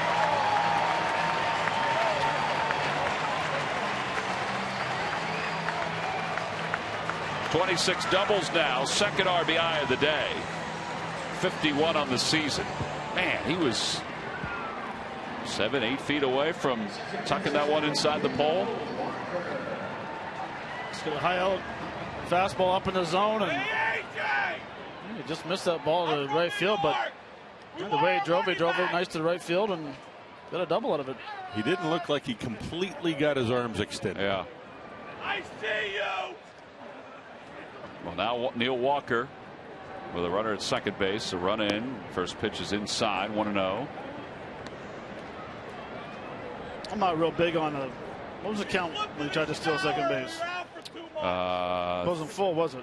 No. Oh, so it's 7-2 ball game, and you have the guy trying to steal second base. It was a 2-ball, 2-strike count. Strikes. Yeah. Down and away. 2-0.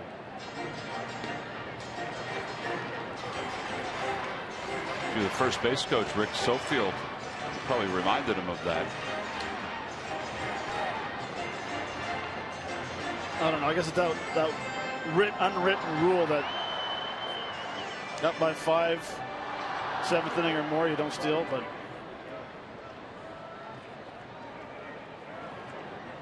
there's Rick. He's got a lot of armor going on there.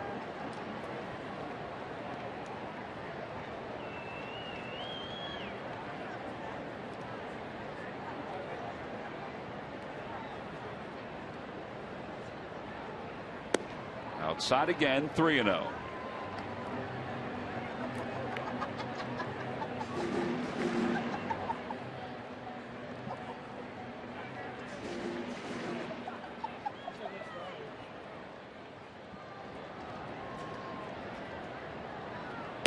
That's over for strike, and it's 3-1.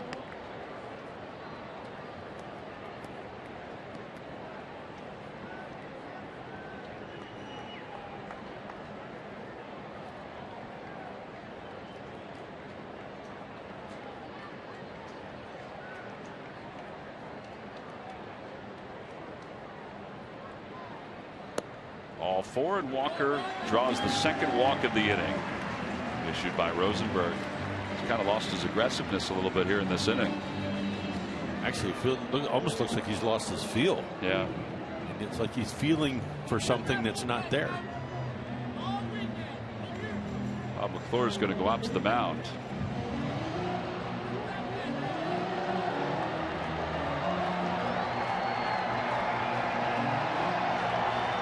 The batter is scheduled to be Russell Martin. Immediately after the game, stay tuned. Joe Kerrigan's going to break down this ball game. And as Marshall said earlier, Joe has a thought about Roberto Hernandez and how to get him effective possibly again. It's coming up only on Cure Auto Insurance presents Phillies post-game live, which is coming up right after this ball game. Russell Martin has scored 2 runs today. He's 2 for 3.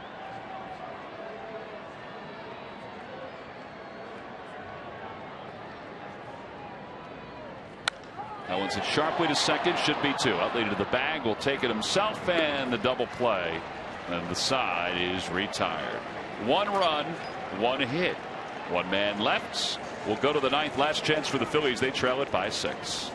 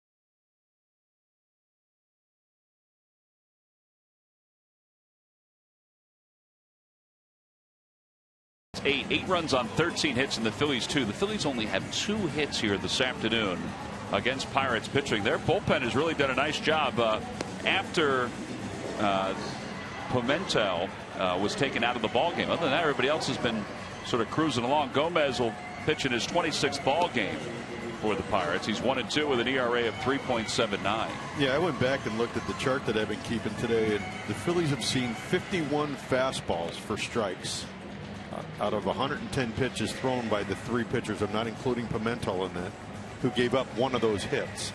They have 1 hit. That's amazing.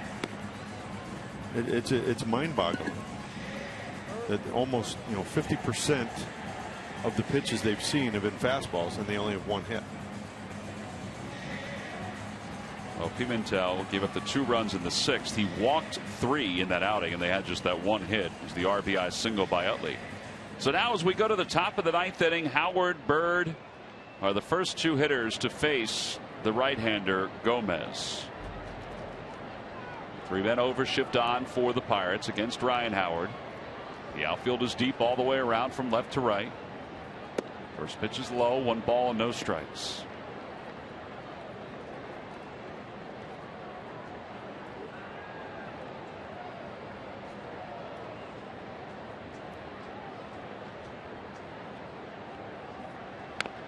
Ground ball foul, 1 ball, 1 strike.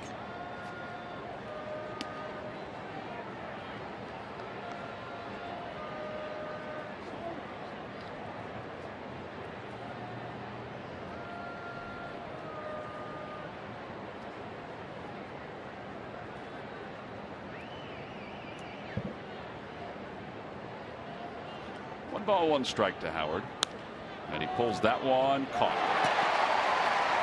He's hit 2 balls today. I know he doesn't want to hear it. Nobody really wants to hear it, but he's hit 2 balls today that on a normal alignment he would have 2 base hits. That's what you call scouting reports, right, Jamie? Yep.